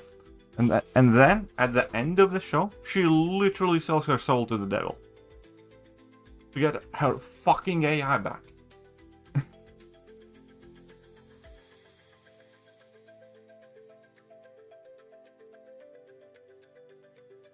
It's like, yeah, that's your friend and whatnot. It's like, fuck off. You all know exactly what she did. She didn't fucking hesitate to sell her soul to the devil. That's like 101. Like, don't sell your soul to the devil. It's like something a fucking first grader is aware not to do. Kids in the first class have seen cartoons about selling souls to the devil and how bad it is from ancient fairy tales and stuff like that.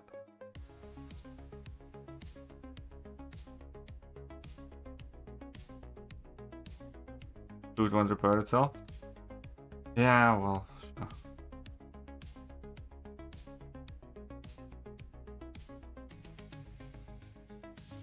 Having an issue is not that issue, it's your issue. Of course. You just misunderstood? Absolutely. Such a good kid. Joins a criminal syndicate, robs people, beats people up.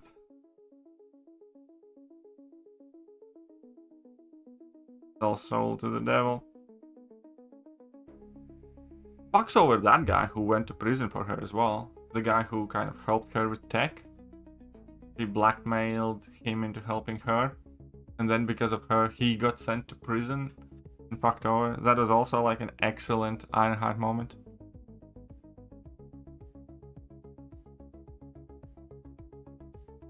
Then Ghost Rider did the same thing, except that it did save his dad. Didn't work. That is true. And I also don't like the Ghost Rider. I'm not a fan of Johnny Blaze either.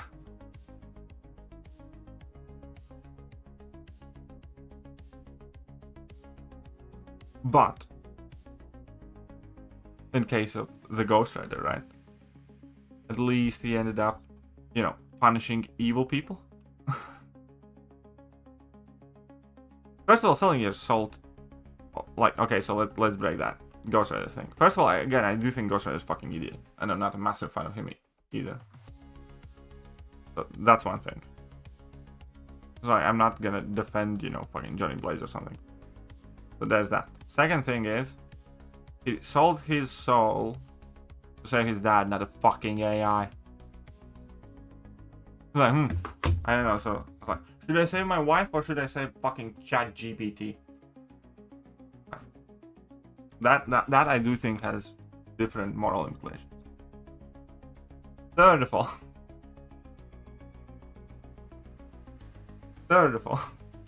point is, at the very least, what made Ghost Rider somewhat able to, you know, empathize or tolerate or, you know, root for is that after he made the mistake, he was constantly going after the evil people. It's the same thing as like, not Iron Man always hasn't been like great, you know, his story is like compelling because he tries to do better, tries to do good, and ultimately does, right? In general, for instance, in MCU. And even for Ghost Rider, it's like, at least he went after like evil people and did actual, you know, good things for society. Not be like a bottom-feeding, stealing motherfucking leech of society. Like a criminal element. You know, effectively an upgraded street thug is what Ironheart ended up being.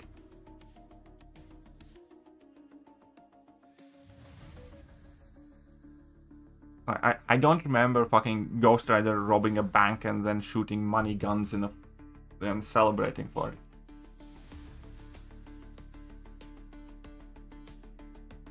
As an example. Or I don't remember Ghost Rider blackmailing a dude into like selling him or helping him out with some tech or whatever, and then, you know, because of Ghost Rider, some other, you know, people going to prison and shit like that. I'm just saying.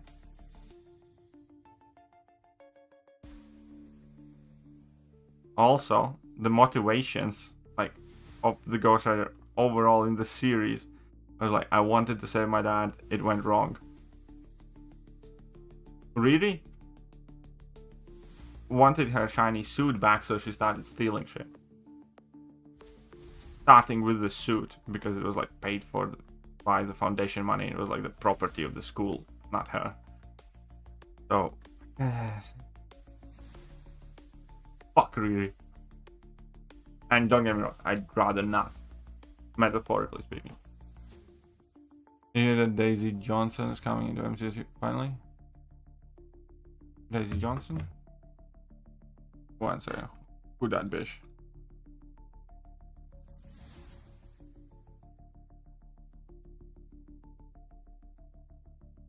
Oh, Quake. Yeah, right. Now I remember. Now I remember. As soon as I write it in, Daisy. I don't think he likes that.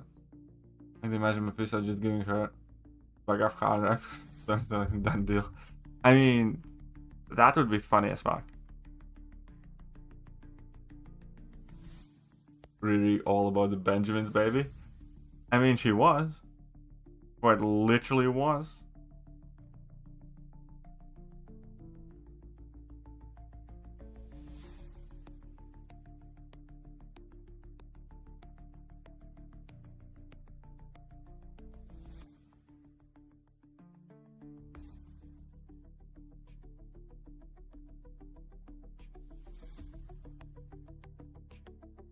It reminds me of Logan Paul. Why?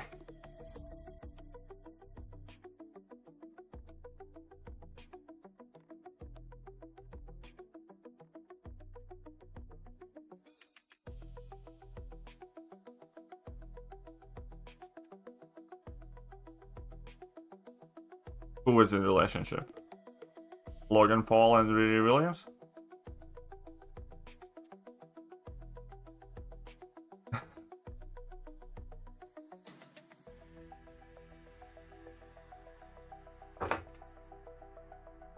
Yeah, you can rank up when I'm Relic. Why not?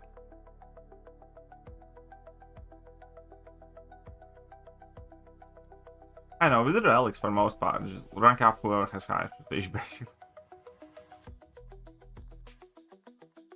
I mean, for Venom Relic is very, very, very, very, very helpful. By the way. Oh yeah, She-Hulk was also like... She-Hulk was like the first Marvel series that I watched ironically, as in like I hate watching it. I hate every minute, but I just wanted to see like what the fuck are they gonna come up with now, I think. It was like as what I didn't even bother watching Echo. Like by the time Echo series got released, I was like, you know what, fuck, I ain't fucking doing that for the most part. And like, what's the best way to put it? I watched Hawkeye series and I felt I got bait and switched because it was more so Kate Bishop series than Hawkeye. And here's another thing, I hate when they portray heroes that I like, as in like old and struggling and aging and stuff like that, and the whole like hearing aid thing and effectively Hawkeye training new generation. It's not even about it being canon or not being canon, just I don't like that type of stories. And then the fact that, you know, most of the series is like actually those like fucking Kate Bishop series, they're like, ah, fuck that. And then they introduce Echo and Kate Bishop series, and it's like, okay, so here's another fucking like diversity fucking trifectas, like disabled, fucking Native American, and fucking, you know, doubly disabled, I guess. So doubly disabled, girl boss, Native American, diversity fucking jackpot that they hit there, and I was like, yeah, fuck that. And then when I heard they're giving her own series, my initial reaction was like, oh, fucking course they are. Like, regardless of how many people want, it's like, oh, fucking course they are. So yeah, I didn't even fucking touch that series.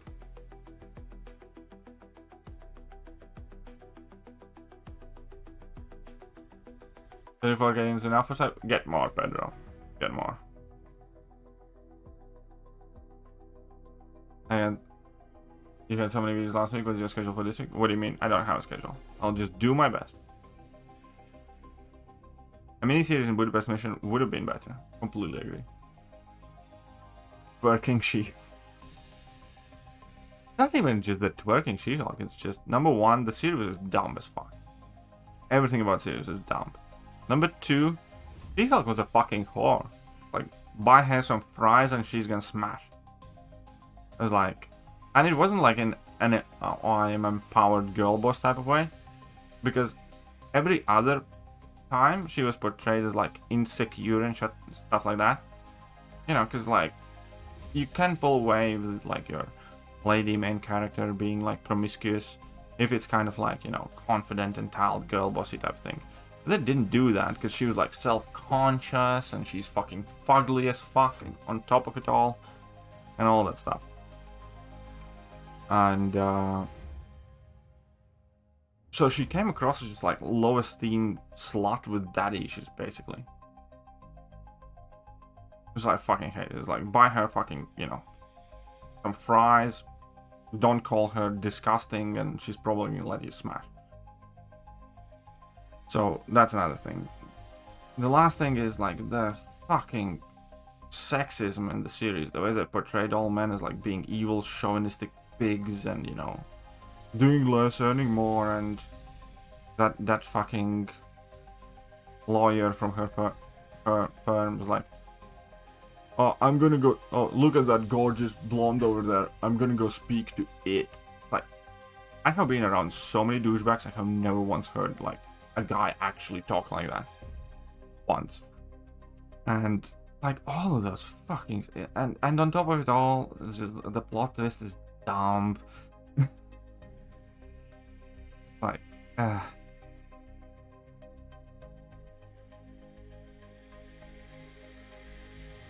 but yeah, She-Hulk is also like fucking disgustingly bad. I'll be tier 10. Well, you're a whale, so I'm surprised you're not there already. What's taking you so long? Babysit.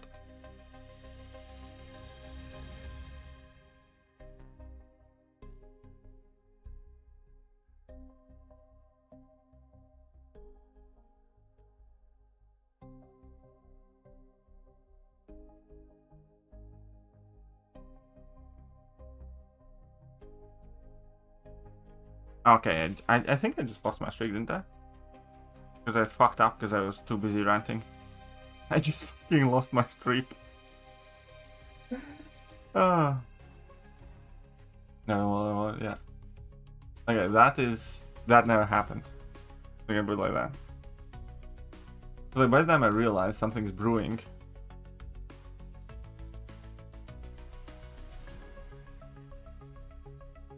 I mean, it probably, no, well, to be fair, there are champions who are pseudo power sting immune.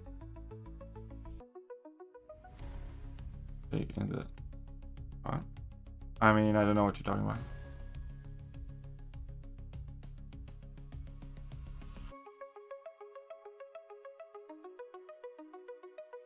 Oh, then right, there's insecurity appearing in this series, I guess. The lack of believability was just too much. I don't think there's anything else model coming in the series there. If I get Bastion. No, well, to be fair, you don't have to have a Bastion title to be a whale.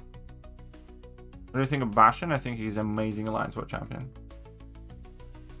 Overall, I'm not the biggest fan.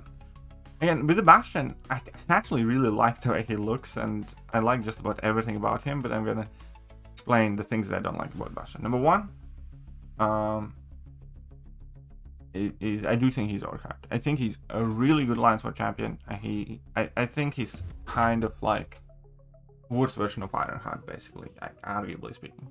I think he's very, very good in Alliance War, and I think, you know, other game modes he's okay, and I think in Battlegrounds he's just not it. My issue with Bastion is the low hype, and I can also explain the reason why I don't like Bastion for Battlegrounds. That is the exact same reason why I'm not investing in Mr. Fantastic and a whole bunch of other champions. And that is entirely because Kabam hates parry heavy. Like, last 7 out of 10 metas, effectively you can't parry heavy. And that hurts Bastion a ton. And yes, you can play around it, but still ultimately at that point he becomes not worth it. Guess who I took rank 4 because he's natural Sigonate and good prestige? I don't know.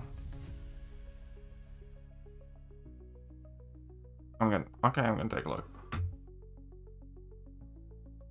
Demi has a huge range, but again, that is fine. But in order to like throw them, you either need block bait them or you need to like slow down the fight. And again, what's the best fight? I hardly ever see a good Bastion fight. And that is for sure for a reason.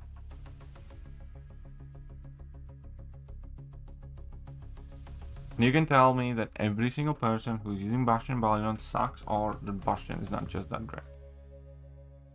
Okay, natural Sigonate, high prestige, Spider-Punk, Sith Supreme, Spider-Punk, OG Iron Man.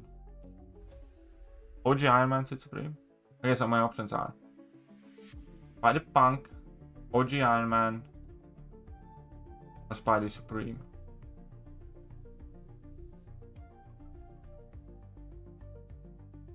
Bastion? Oh, fuck off. Yeah, in this meta, a lot of champions are fast. Now, Bastion, I believe, is balanced.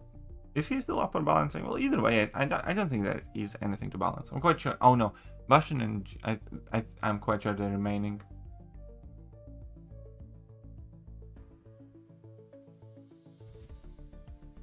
Neferia is good, yeah. Neferia is a good champion.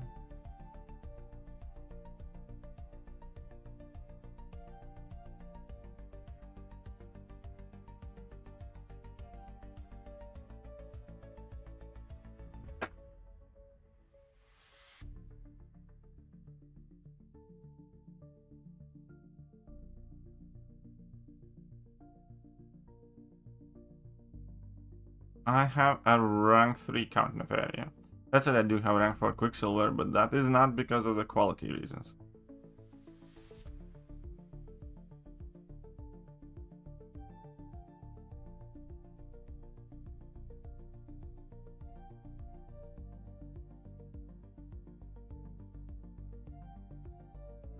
How many titans? I have something of the same. I like 10, 11, 10 regular ones and 3 next.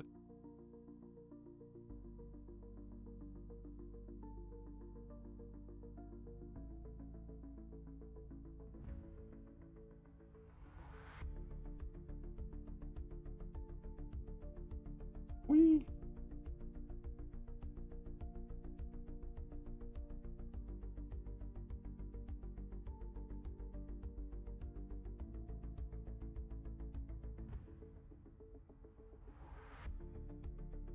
Ooh, somebody said Nico.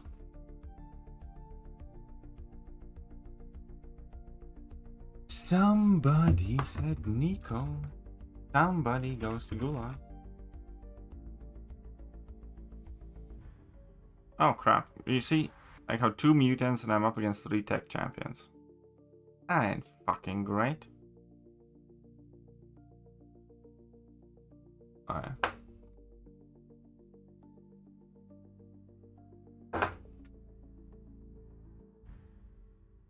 Yes, regular Star Crystal Pool changed tomorrow as well. Omega Days champions are gonna enter it, as well as Red Hulk, Hitmonkey, Spiral, Scream, Jack, I believe, something like that, and Shatra, if I'm not mistaken, something like that. Basically, all the Titan champions and also Omega Days champions.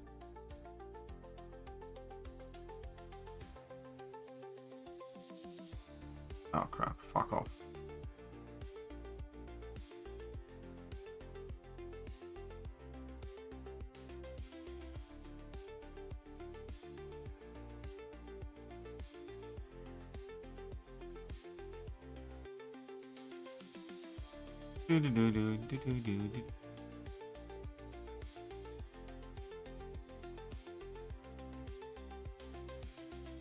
Best buff of the century.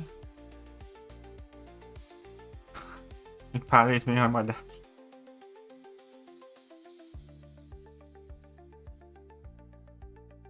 And I lose my Furies. And he parried me again. Like, oh my god, Rhino is so good in attack.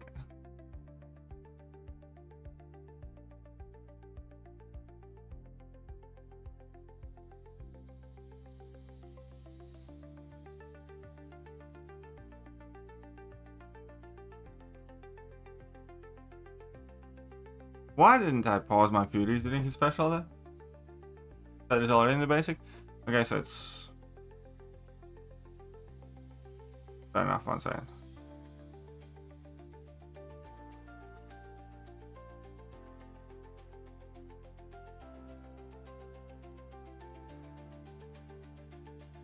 My thingy expired.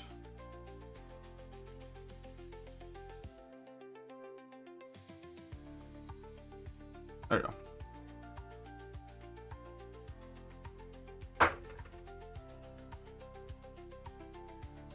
Mallman is indeed Omega champion. Yes. So is Longshot. So is Quicksilver. So is Omega Red. So is Omega Sentinel. No, not Omega. Yeah, Omega Sentinel. And who am I missing? So is Corvus.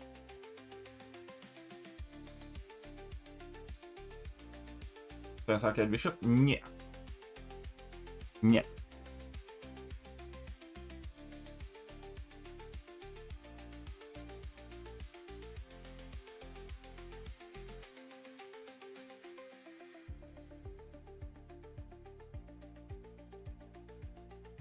Oh, come on. Why gotta be like that?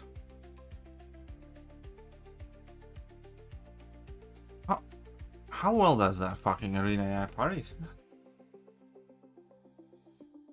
I mean, it kind of depends on circumstance, I suppose you could say. Because, you know, Mallman has its uses, definitely. Besides Mallman, Longshot definitely has its uses, so does Quicksilver.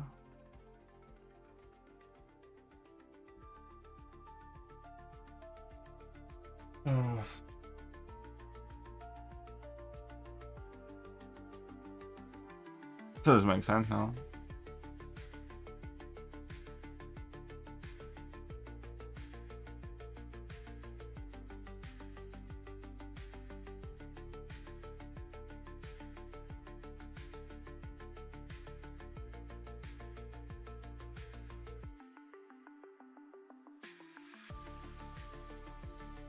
Honor rewards. Okay. Your store purchase. Alright, this was when I did that.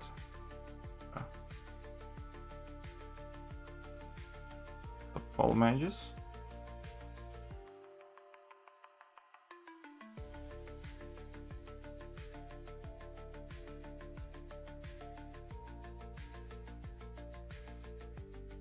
I don't mind Kate's playstyle, but in general, again, any champion with tap mechanic, you know, perfect release mechanic or vision, tappity tap tap taps and stuff like that, I consider that as an inherent negative. Because it's just an extra thing that can go wrong or extra thing that I need to learn that I don't want. You know, I'd much rather just activate level 1 than activate level 1, you know, tap and then release it at perfect time or something like that. That's an extra step that, in my opinion, you know, is unnecessary and makes the champion worse. Same with like Wish and stuff like that. I wish I never came up with those. Like Spider-Punk's uppity up, up, up, down thing, you know. I think any champion that has that mechanic is a worse version of itself.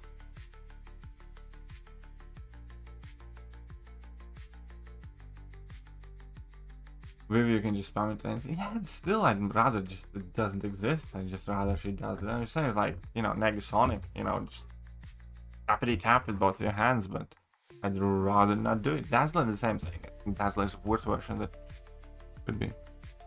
You're being lazy and tap the screen some more. Yeah, I just don't like that.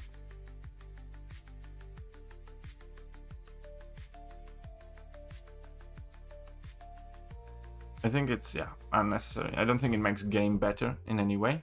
I don't think it makes those champions better in any way. It just adds one more thing that can go wrong in a fight. It's not like we already have enough issues with AI, dropped inputs, or lag, or anything else. The whole tapping thing again is just additional crap that can go wrong, the way I looked at it.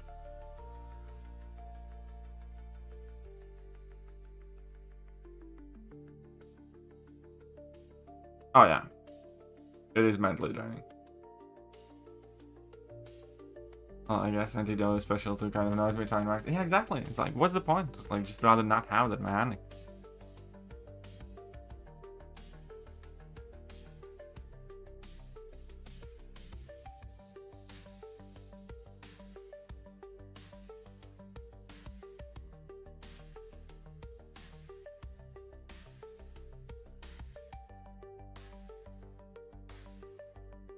I want to get some extra power by doing it. Okay. So now let's take champion like. You see there's extra power for doing extra. I see it as me gaining normal amounts of power for doing extra. As a case in point is like, objectively speaking, you know, let's say Serpent is better champion than Vision, than Negasonic, than, I don't know, fucking Hawkeye, whoever. Serpent doesn't have to tappity-tap that shit. Or like Thanos is a better champion. And Thanos has a ton of extra power. He's significantly more powerful up here. And you don't have to do tappity-tap-tap-tap shit.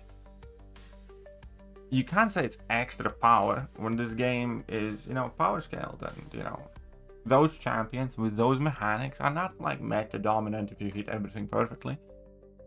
In most cases, they are significantly worse than the best champions in the game.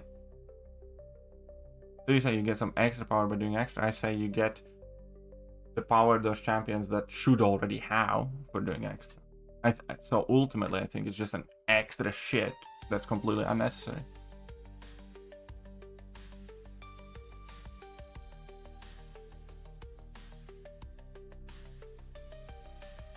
Yeah, Bullseye, the same thing. It's like all of them. I just don't think that should exist. I think it's doing extra for nothing.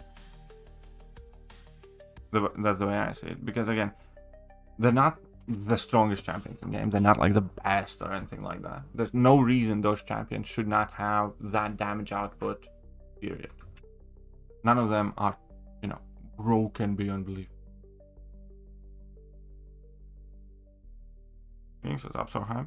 I'm actually very close to a 7-star gem. But that's not here or there. Do we know where we placed the Thekiryu yet? Ta-da! Fuck. Oh yeah. Nice. One second. What are the top 3 rewards? Rank 1, rank 55. 50? Nice!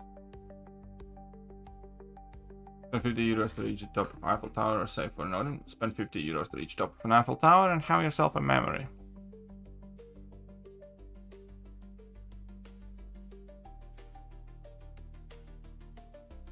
I just don't agree that everything should be broken. I'm not saying everything should be broken. I'm just saying mechanics like that should not exist. I think they're like an unnecessary obstacle for a champion to do the best it can do. They do not make it more fun, at least to me, to use that champion. They do not make a champion better because, you know, it's just one thing that can go wrong. And yeah. Rank 4 and Sigma Yelena Nick. Well, prestige or no? Like, do you want more prestige? Off to bed? Yeah, I'll be off to bed as well. Oh wait, I wanted to open more ring crystals. Okay.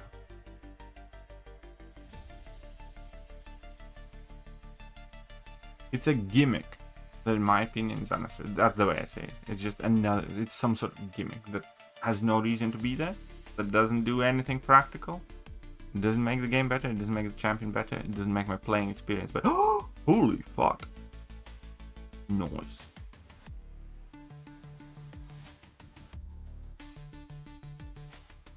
Wait, so you don't like? No, I don't like them. I don't. Yeah, I don't like them. No.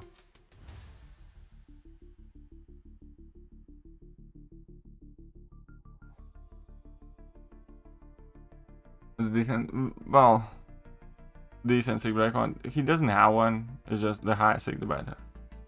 It's a literally straight line. Oh, it's claw back that refill. Maybe. Maybe I'm gonna get banned for pulling a refill. Anyways, I'll catch you guys later. Bye bye. Hello there, guys, and welcome back to the channel. So we have all the information about